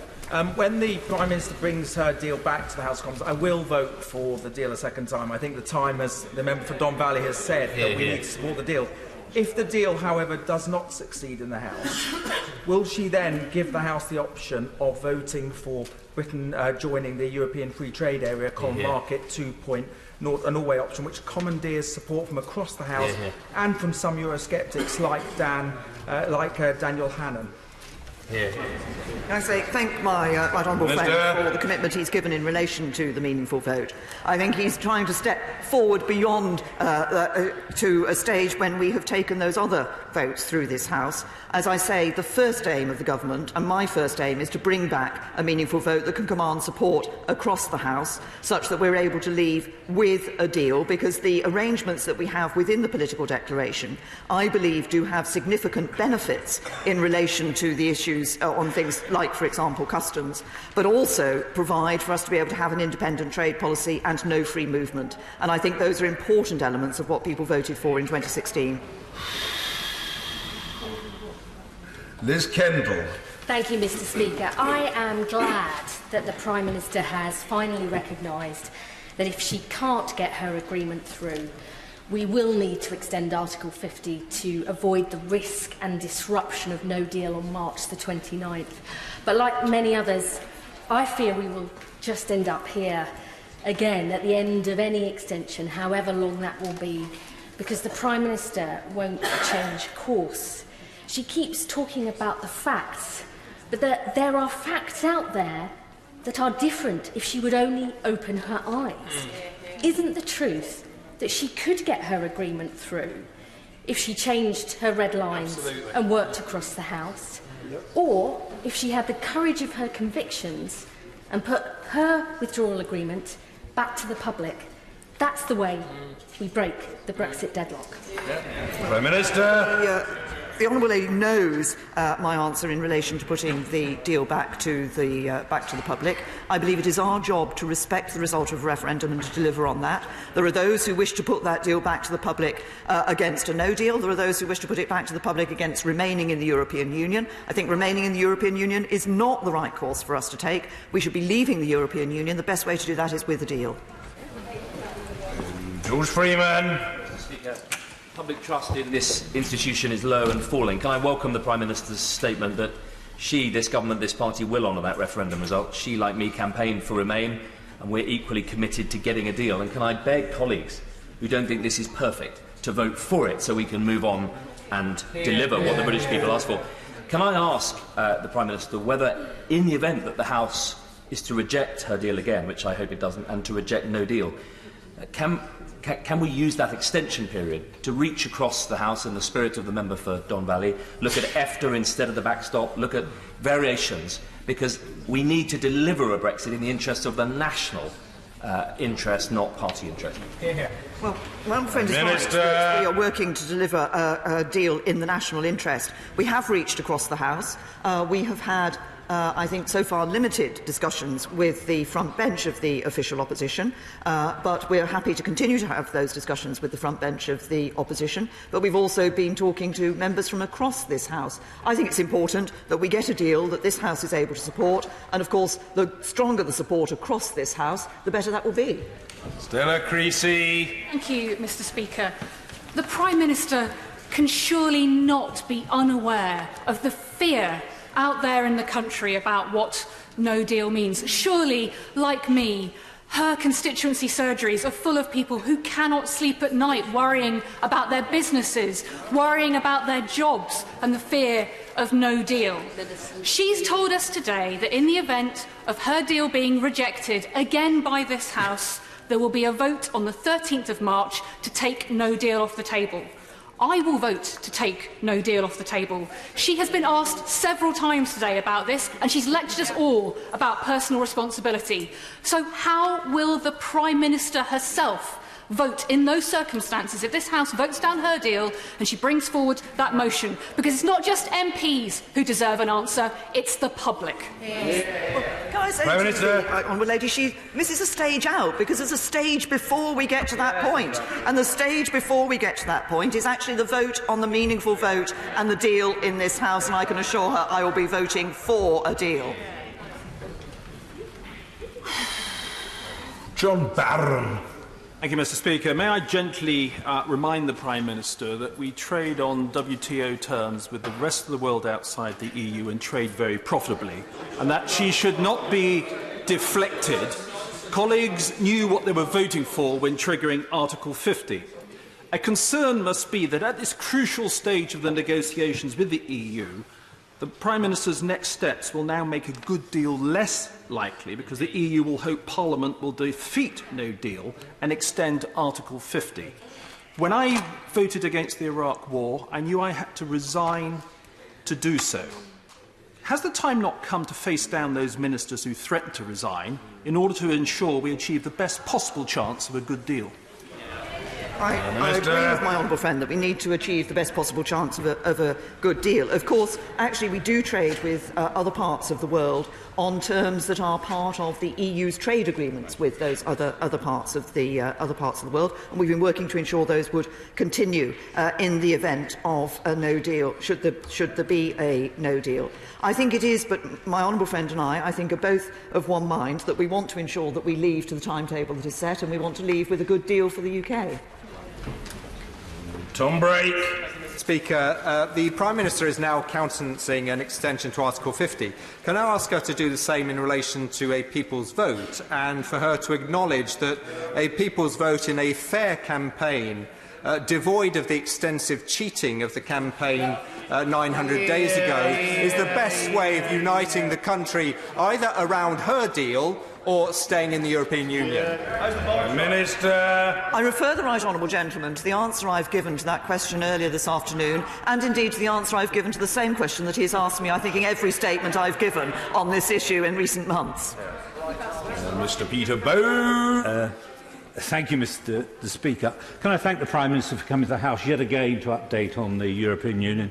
She's been tireless in keeping the House informed, and her ability to keep going and trying to get a deal is welcomed, I think, across the House.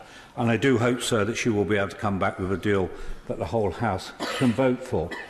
But if that's not the case, she has, sir, said 108 times that we will leave the European Union on the 29th of March. If that's not possible, does she think the country will regard that as a betrayal? Can I say to my honourable friend, I think that what the country wants is to see us delivering on Brexit and delivering leaving the European Union. The timetable of the 29th of March was set by this House and has been accepted by this House when it accepted the vote in relation to Article 50. As I've said, I want to see us able to do that on leaving on the basis of a deal, and we'll be continuing to work to ensure that we can do that. But I think the important issue that members of this House must consider when they come to vote on the next meaningful vote is delivering on Brexit and giving the public the reassurance that we're actually going to do what they asked us to. Mrs. Madeline Moon. Thank you, Mr. Speaker. What would be the better democratic outcome for the country? Accepting a second-rate deal, resulting in a second-rate future, or a second public vote, asking the public whether they support or reject a second-rate future for their children and grandchildren? Minister. Can I say to the honourable lady, I think the best thing for the democratic health of this country is to deliver on the referendum result in 2016, where people from across this House campaigned on a manifesto, as was pointed out by the right honourable member for Don Valley, to respect the referendum and deliver on Brexit. And the deal before the House is not a second-rate deal, it is a good deal for the UK. Alex Chalk. Mr. Speaker, it's encouraging to hear from my right honourable friend that, in her words, good progress has been made towards securing an alternative to the vexed issue of the backstop. But it's critically important that honourable and right honourable members have the opportunity to consider such a new arrangement in advance of any vote. Is she confident that we will indeed have that opportunity in advance of the vote on the 12th of March? Can I say, I recognise the concern that members will have. Of course, the bulk of the proposals that will be put back would be the withdrawal agreement and the political declaration, as has already been considered by the House. But I'm clear that members of the House will need to be able to have an opportunity to look at any changes that have been made and consider those before they vote in this House. Pat McFadden. Mr. Speaker, the Prime Minister has been forced to admit today, for the first time, that we do not have to leave without a deal on the 29th of March unless Parliament explicitly approves that. But there is very little point in applying for a 2 or 3 month extension simply to carry on the same circular discussion with the same parliamentary gridlock. So if we are in the position of applying for an extension to the Article 50 period, isn't it better, rather than specifying a time, to secure an extension for a purpose, and that purpose should be clarity about our future relationships with the EU, because the lack of that clarity isn't because it's in the national interest, it is because it is in the Conservative Party's interest not to have to face up to the fundamental choices posed by Brexit. No, we have considerable detail in the political declaration, more than many people thought it would be possible at this stage to achieve. It is not possible to have legal text because the EU cannot agree legal text with us until we are outside the European Union. There is an issue on which people focus at the heart of the future negotiations, which is the question of the balance between alignment with rules on goods and agricultural products and checks at the border. The spectrum is identified in the political declaration, because we have a clear position as a UK government that we aim to and want to work for frictionless trade. The European Union is concerned about the impact of that on the single market, and it is that discussion between the UK and the European Union that is at the heart of that political declaration. Julia Lopez. Does the Prime Minister share my profound democratic concern that in seeking to limit us either to an agreement that ties us to the EU without clear end, an extension of this corrosive period of limbo, or a second public vote, that members of this House now contrive to deny those whom we serve any option that honours the referendum result? Can I say to my honourable friend, I am very, very clear, as I've said on many occasions, that we should honour the result of the referendum. I believe that the deal we put before the House, which was rejected by the House, did that. The deal we bring back will reflect the work that we've done with the European Union in response to concerns that have been raised by this House. And I expect and hope that I will be able to bring back a deal that I hope members across this House will see is the best way for us to leave the European Union. Dr. Lisa Cameron. Many thanks, Mr. Speaker. From what the Prime Minister says, I understand from her point of view that the crux of the matter is the backstop. She states, "We discussed the legal changes that are required to guarantee that the Northern Ireland backstop cannot endure indefinitely," but then it stops. So what progress has exactly been made to date in relation to these legal changes? As I've said, we're in discussion on those legal changes. But the Honourable Lady says that from listening to me, it appears that the issue is the backstop. Actually, this House made clear that the issue was the backstop. That's what this House voted on the 29th of January. Nick Herbert. Thank you, Mr. Speaker. First, it was a people's vote. Now it's a confirmatory vote. Isn't there a reason why honourable members are using these euphemisms? That in reality their proposal is for a second referendum, and by definition they are dishonouring the result of the first. Will the Prime Minister accept that many of us who fought hard for Remain nevertheless accepted the result that the British people had given us and wish to implement that result, and have no admiration whatsoever for honourable members who stood on a manifesto to implement the result, who campaigned for the referendum, who supported the referendum decision in a vote, who less than 2 years ago voted to trigger Article 50, and who now are in plain sight reneging on those promises?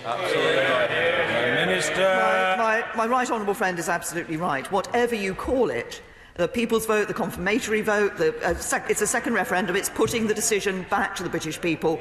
We said we would honour that decision. The Labour Party stood on a manifesto of respecting that decision, and we should both do just that.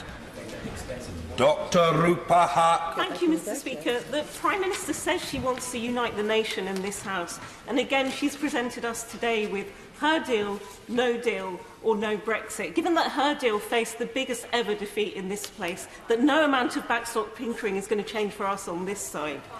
Given that no deal's already been twice rejected by this House, can I ask what contingency planning she's done for no Brexit, in the same way as the no deal assessment she's publishing today? If she won't rescind Article 50, can she not accept that ostensibly with 800 hours to go, the only sensible thing is to put her negotiated settlement back to the people so that we can get a fresh assessment of the will of the people, the most accurate one, and that can prevail?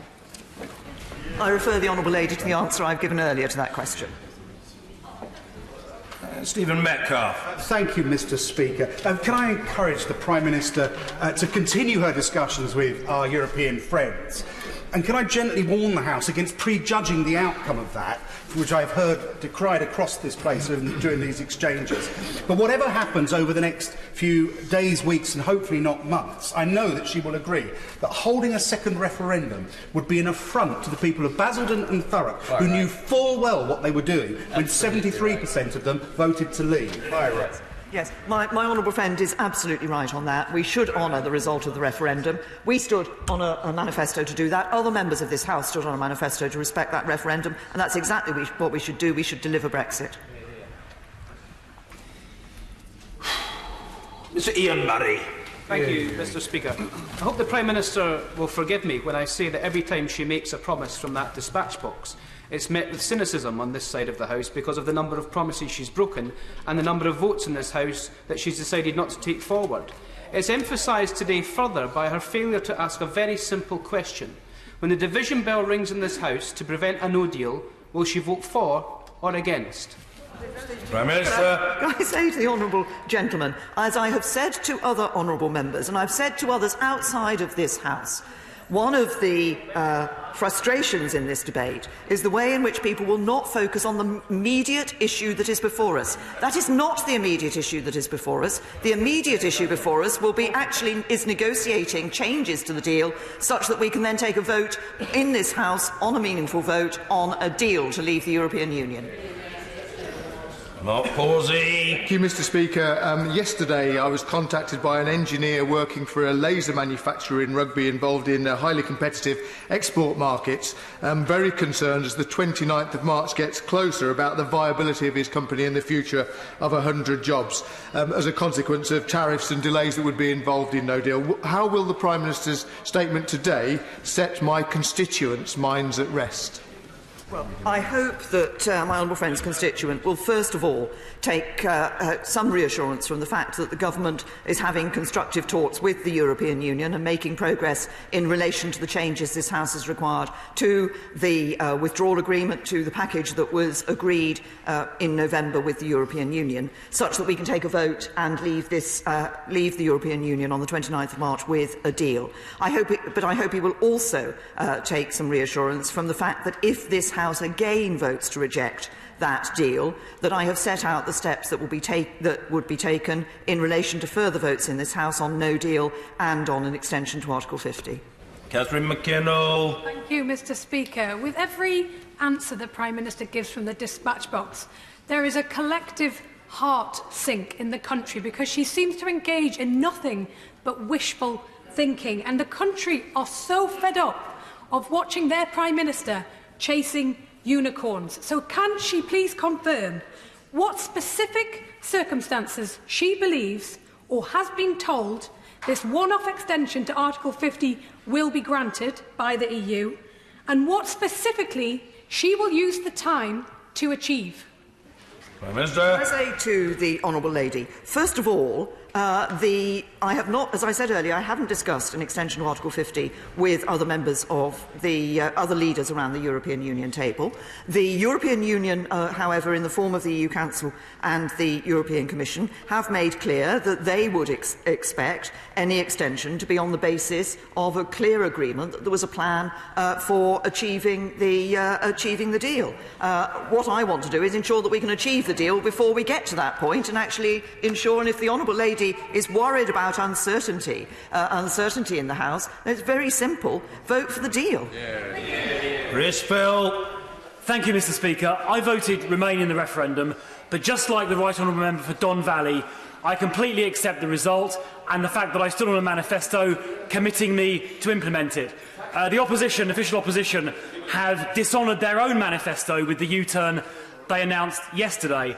I also accept that, despite its imperfections, the currently proposed withdrawal agreement is the best way we have of implementing the referendum result, and therefore the Prime Minister can expect my support in the division on the 12th of March. But if that is not successful, an extension strikes me as unlikely to propose any change, and given that we've ruled out a referendum, the only remaining way of honouring the referendum result is to make a transition to WTO terms, and shouldn't the House confront that choice now and be prepared to make that decision? Can I thank my honourable friend for the commitment that he has given, and can I say to him, as I have said to others, that it is the case that I think when people come to look at the withdrawal agreement, a changed withdrawal agreement, when they come to look at that, it will be necessary for every member of this House to ask themselves if they want to honour the result of the referendum, and in honouring the result of the referendum, whether they wish to do that by leaving with a deal. That will be the opportunity that is available to members of this House when we bring back a meaningful vote, and I hope across this House members will vote for a deal and for honouring the referendum.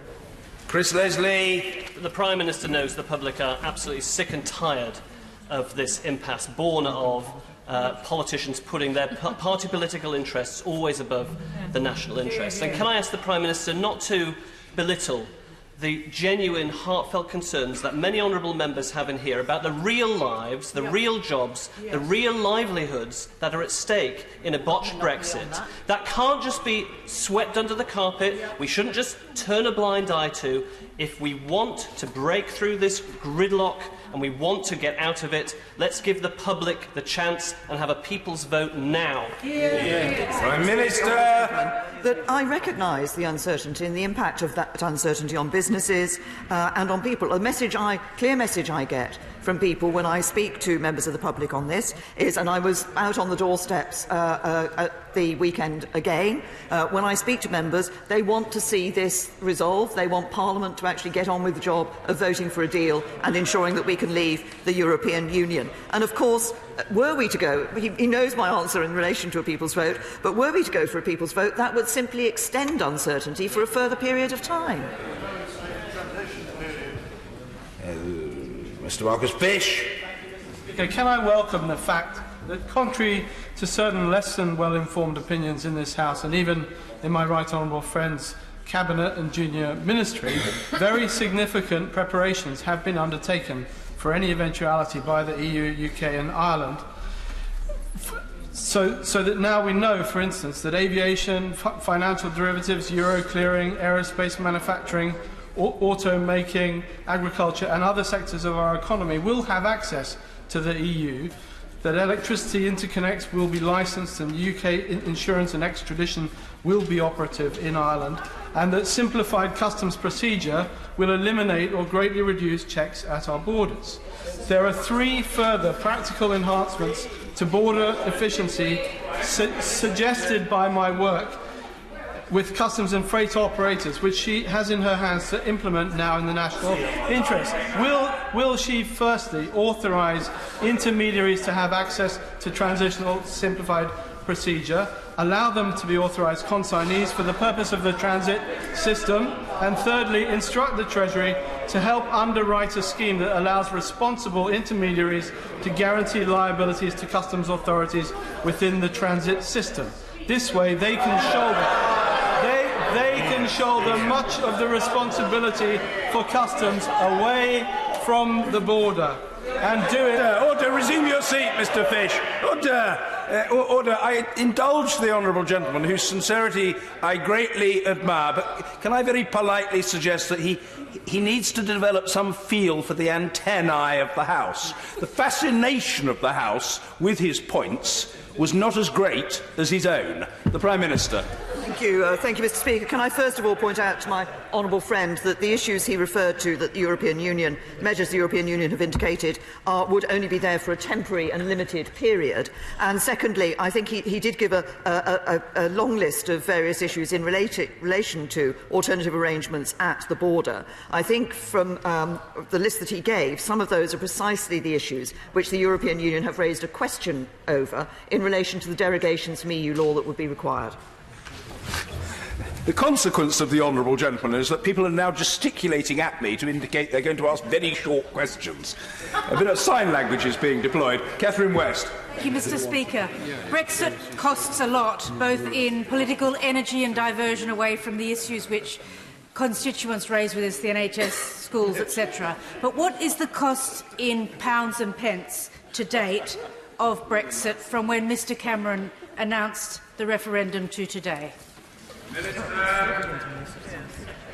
Well, can I say to the Honourable Lady that the amount of money that the government has set aside in relation to the work that we're doing on preparedness for Brexit and for a deal and for no deal has been clear, it's been published, the Treasury have published the allocation of that money to individual departments.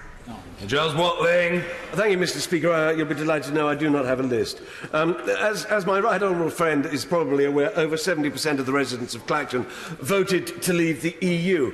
And I too have been on the doorstep, and I too have been getting a lot of mail, and my residents don't want an extension of Article 50, and I can tell my right honourable friend that they don't want a second divisive and possibly destructive second referendum. Now, does my right honourable friend agree with President Juncker that it takes two to tango, and it's time that the EU learnt to dance? Can I thank my honourable friend? He's absolutely right that a second referendum would be divisive, and we must honour the result of the first referendum. I think what President Juncker said was it takes two to tango, and he's rather good at dancing. For East Lothian invariably has a sunny disposition. So it's always a pleasure to call him. Mr. Martin Whitfield. Very grateful, Mr. Speaker. I know that the Prime Minister has talked about addressing the thing that's immediately in front first, but can she put her mind to the fact that the spring statement is due on the 13th of March, and how will today's statement affect that? The spring statement will still go ahead. Thank you, Mr. Speaker. I welcome my right honourable friend's statement. It bore the welcome hallmarks, I'd suggest, of British pragmatism and common sense, and I will continue to vote for her deal. But she will be aware that the 29th of March is cast into statute law.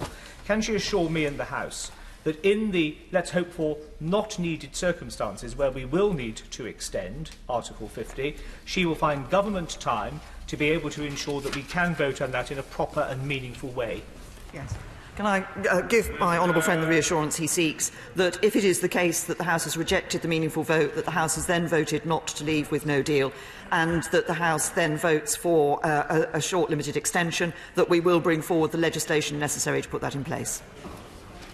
Paul Farrelly. Thank you, Mr. Speaker. I also wanted to ask the Prime Minister about the discussions that she's had with the EU, which she's described as so constructive.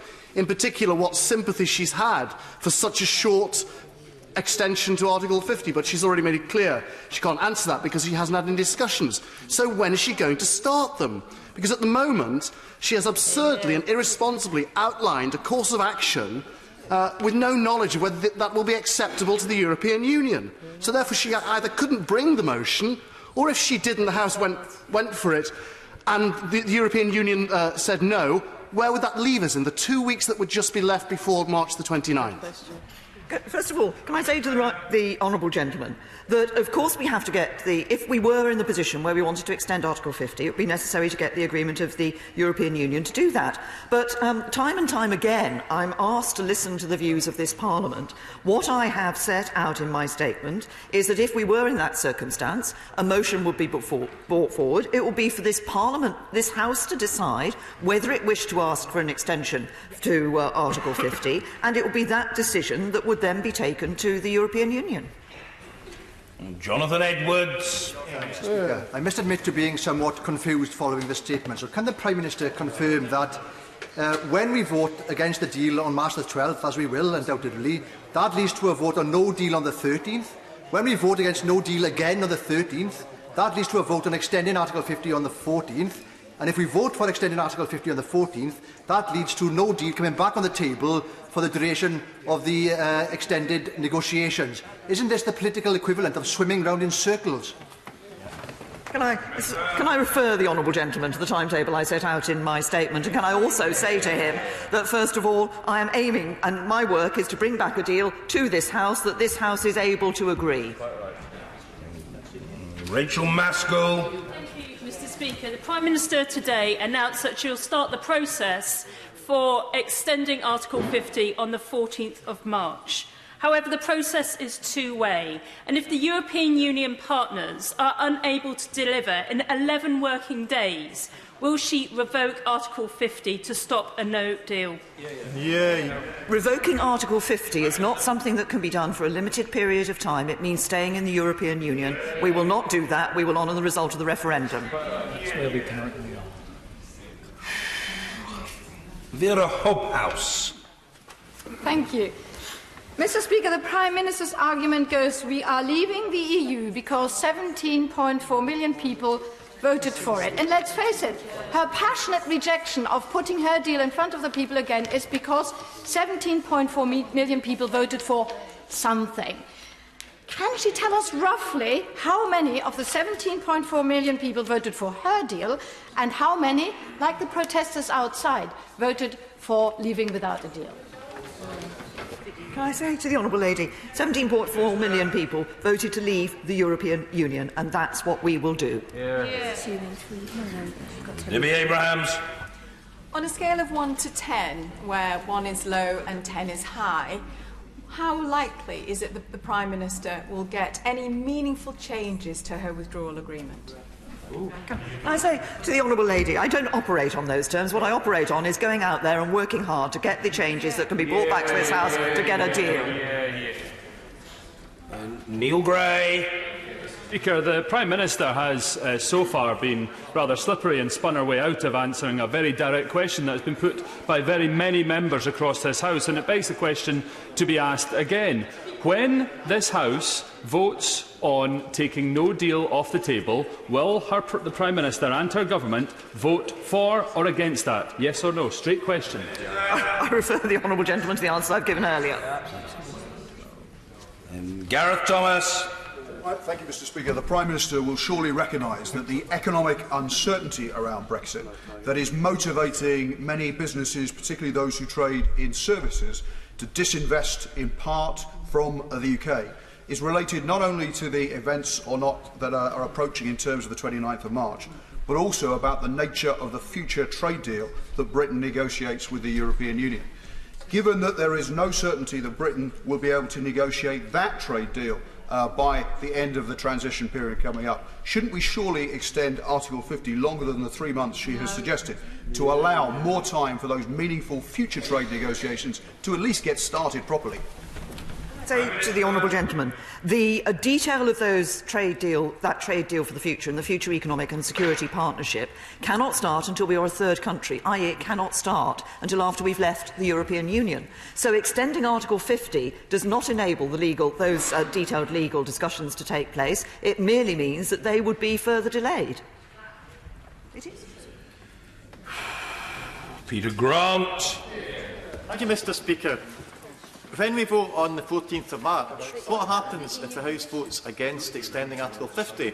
Because we then find ourselves having voted to leave on the 29th of March on the Thursday. We can't vote with the deal because we voted against. We can't leave with the deal because we voted against it on the Tuesday. We can't leave without a deal because we voted against that on the Wednesday. If we have to leave and we can't leave with a deal and we can't leave without a deal, what happens after that? And is it significant that the day after that is the Ides of March? Can I say to the honourable gentleman, this House will have decisions to take, and it will have to look at the consequences of those decisions. But the easy way to ensure that he's not in the position that he sets out is to vote for the deal when we bring the meaningful vote back. Mr. Speaker, the Prime Minister seems incapable of thinking more than one move ahead. It's clear that she is more of a drafts player than a chess player, it would seem. But let me spell out the issues here. The Prime Minister's deal has already been defeated, and the House has already rejected leaving on no-deal terms. I don't see that situation changing in the next few days. So, in all probability, the House will vote to extend Article 50. But what will the Prime Minister do? Because the 27 EU states have said they will only agree to an extension on the basis of a general election or a referendum of some description. So, what will the Prime Minister's negotiating basis be? And also, what will she do if one of the EU 27 nation states happens to scupper it by vetoing it? Prime Minister.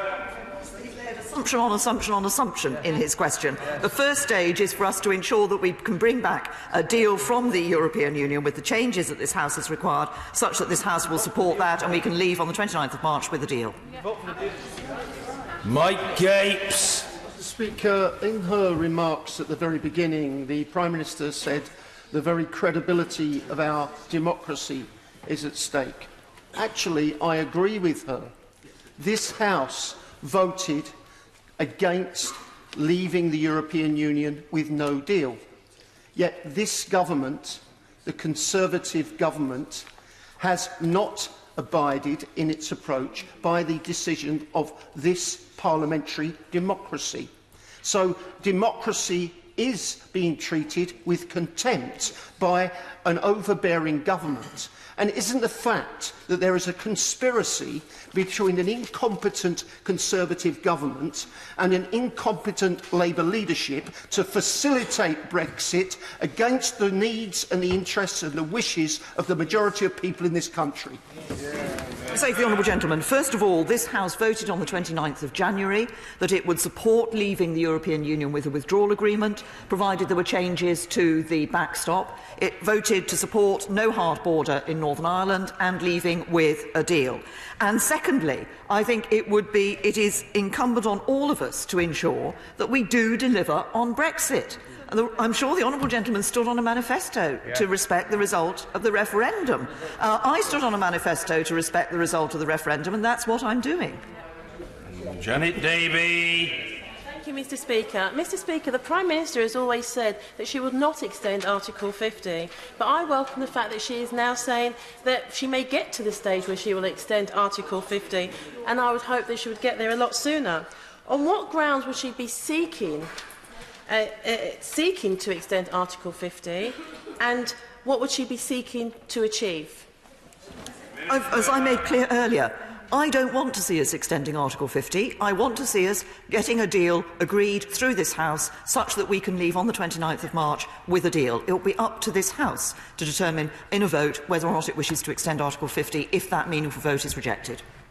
Snell. Thank you very much, Mr. Speaker. For the record, and it won't be a surprise to anybody that I will not, shall not and cannot vote for a second referendum, regardless of how much lipstick is put on it and what it's called.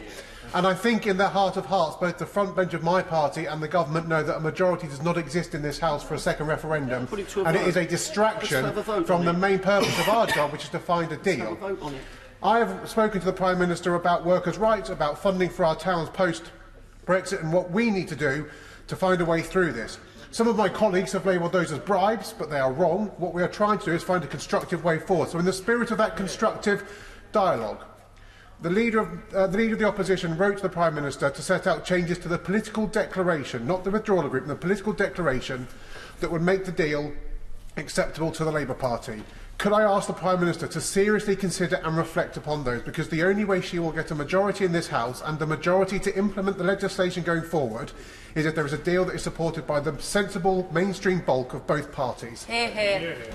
Say to the honourable gentleman, first of all, in relation to the issue of the question of funding for towns around this country, when I stood on the doorstep of Number 10 when I first became Prime Minister, I was clear I wanted a country that works for everyone, and actually what the honourable gentleman has referred to, I think fits right into that desire and policy of ensuring that we are responding to the needs of people across the whole country. On the other question that he has raised, the Right Honourable Gentleman, the Leader of the Opposition, did write to me with a number of issues. I have responded to that in writing because there are a number of points that he's made that are actually already reflected in the political declaration. There are a number of other issues where we have taken it forward, as I said today, in relation, for example, to workers' rights.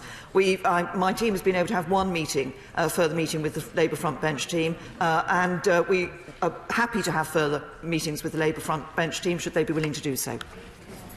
Jamie Stone. Mr Speaker, Highlands Islands Enterprise have carried out a survey of businesses and firms in the Highlands Islands, and they found out that 70% of these businesses see Brexit as a significant risk for their future. More worryingly still, some 13% of these firms only see themselves as being adequately prepared for Brexit. 2 weeks ago, the Prime Minister gave me a helpful answer on the Shared Prosperity Fund. I wonder if, in the same spirit, the Prime Minister would consider asking ministers or appropriate officials to meet with me, representatives of Highlands Islands Enterprise and business representatives from the Far North Scotland to discuss the issue and identify the best way forward. Thank the honourable gentleman for his question. The Business Secretary has indicated that he or a minister in his department would be happy to meet with him. Geraint Davis. Mr Speaker, you'll know there's a bill on the order paper today with the second reading on the 13th of March to give the public a vote on the deal or the option of staying in the EU should they refuse it. Would she not agree that, contrary to what she said before, this isn't going back on the result of the referendum, but going forward, because it's asking people who voted leave in good faith whether what's being delivered is a reasonable representation of that. So Honda voters who didn't vote to leave their jobs when they voted to leave. So given that she's changed her mind on the Article 50 deferral, won't she give the British people the right to change their mind in light of the facts and give them a final vote on the deal? The announcement that was made by Honda made very clear that their announcement was related to changes in the global car market and not to the issue of Brexit. And can I also say to the honourable gentleman, I have answered this question of a vote. Going back, I think it is so important that we actually deliver on the result of the referendum, that we don't go back to people and ask them to think again, which is what he's suggesting. Jim McMahon. Mr Speaker, I think if this process was at all simples, it would be comparetheninglemarket.com, where the Prime Minister seems to be very much stuck in confused.com territory. And for us to get a majority in this House behind any kind of deal, the Prime Minister fundamentally is going to have to decide who she wants to negotiate with. There will not be a deal that will satisfy her hardliners in the ERG and the majority of MPs in this House behind the deal. Those two views are just not compatible. So please, put the country ahead of party interest and find a deal that can command the majority support in this House. I know who I'm negotiating with. I'm negotiating. The deal will be a deal negotiated between the UK Government and the European Union. This House made clear on the 29th of January the basis on which it was willing to accept a deal. Chris Stevens. Thank you, Mr Speaker. The Prime Minister again mentioned workers' rights in her statement, yet the explanatory notes in the 4 statutory instruments put to committee so far acknowledge that those statutory instruments do indeed weaken workers' and employment protections. So doesn't this show that the government's promises on workers' rights are entirely hollow, and that the best way to protect workers' rights is to remain in the European Union, and that demands for a second vote are entirely valid and legitimate? Can I say to the honourable gentleman that the commitments I gave, the references I made in my statement to workers' rights, are of course looking to what we would do in the situation where we have left the European Union and we want to continue to enhance workers' rights. As a government, we are already enhancing workers' rights through the work, for example, that we've done with the Taylor Review and the Taylor response to the Taylor report. This is a government that has a commitment to enhance workers' rights. Commitment I've given is for those who are concerned that the European Union in the future might take steps forward in relation to workers' rights, and if we're not a member of the European Union, then we wouldn't automatically be responding to that. What I've said is, when standards change in the European Union, we would ensure that Parliament would have a vote on whether this United Kingdom would follow that or not. Angela Smith. This House has already voted against no deal. and this House has already voted against the Prime Minister's agreement. Yep. And the process outlined today is indicative of the shocking inability of the Prime Minister to take the very difficult decision that has to be made, which is simply this. The best way of serving the national interest is to accept that the only way in the end of getting her deal over the line is to offer in return an indicative, confirmative public vote. That is the only way in which this House will accept her deal. The offer's on the table. Will she accept it? I've responded to the issue of a confirmatory vote or a second referendum, a people's vote, earlier in response to a number of other questions. Can I say to the honourable lady, and I respect the way in which she has been a campaigner for this issue and has been consistent in that. But can I just say to her that actually the best way to ensure, I think, that we get a deal through this House is to be doing what we're doing, which is working with the European Union to find the changes that this House indicated was such that it would be willing to support a deal. Mr. Malcolm MacDonald. Thank you, Mr. Speaker. Last week, the Culture Committee released a report, backed unanimously by its members, on the issue of disinformation, particularly in relation to electoral campaigns. Given the release of that report and the questions that surround the Leave campaigns, some of which amount to fraud on an industrial scale, before she proceeds any further, why hasn't she set up a judge-led public inquiry with the power to summon evidence and witnesses to determine whether she is proceeding on the basis of a fraudulent campaign and a fraudulent result? Say to the honourable gentleman, I think when people came to vote in the 2016 referendum, the British people knew what they were voting on. 17.4 million of them voted to leave the European Union, and we should respect that vote. Thank you. Order. We come now to the presentation of Bill Geraint Davis. Terms of withdrawal from the EU referendum number 2 bill. Second reading what day? Wednesday the 13th of March. Wednesday the 13th of March. Thank you. Order. We come now to the 10-minute rule.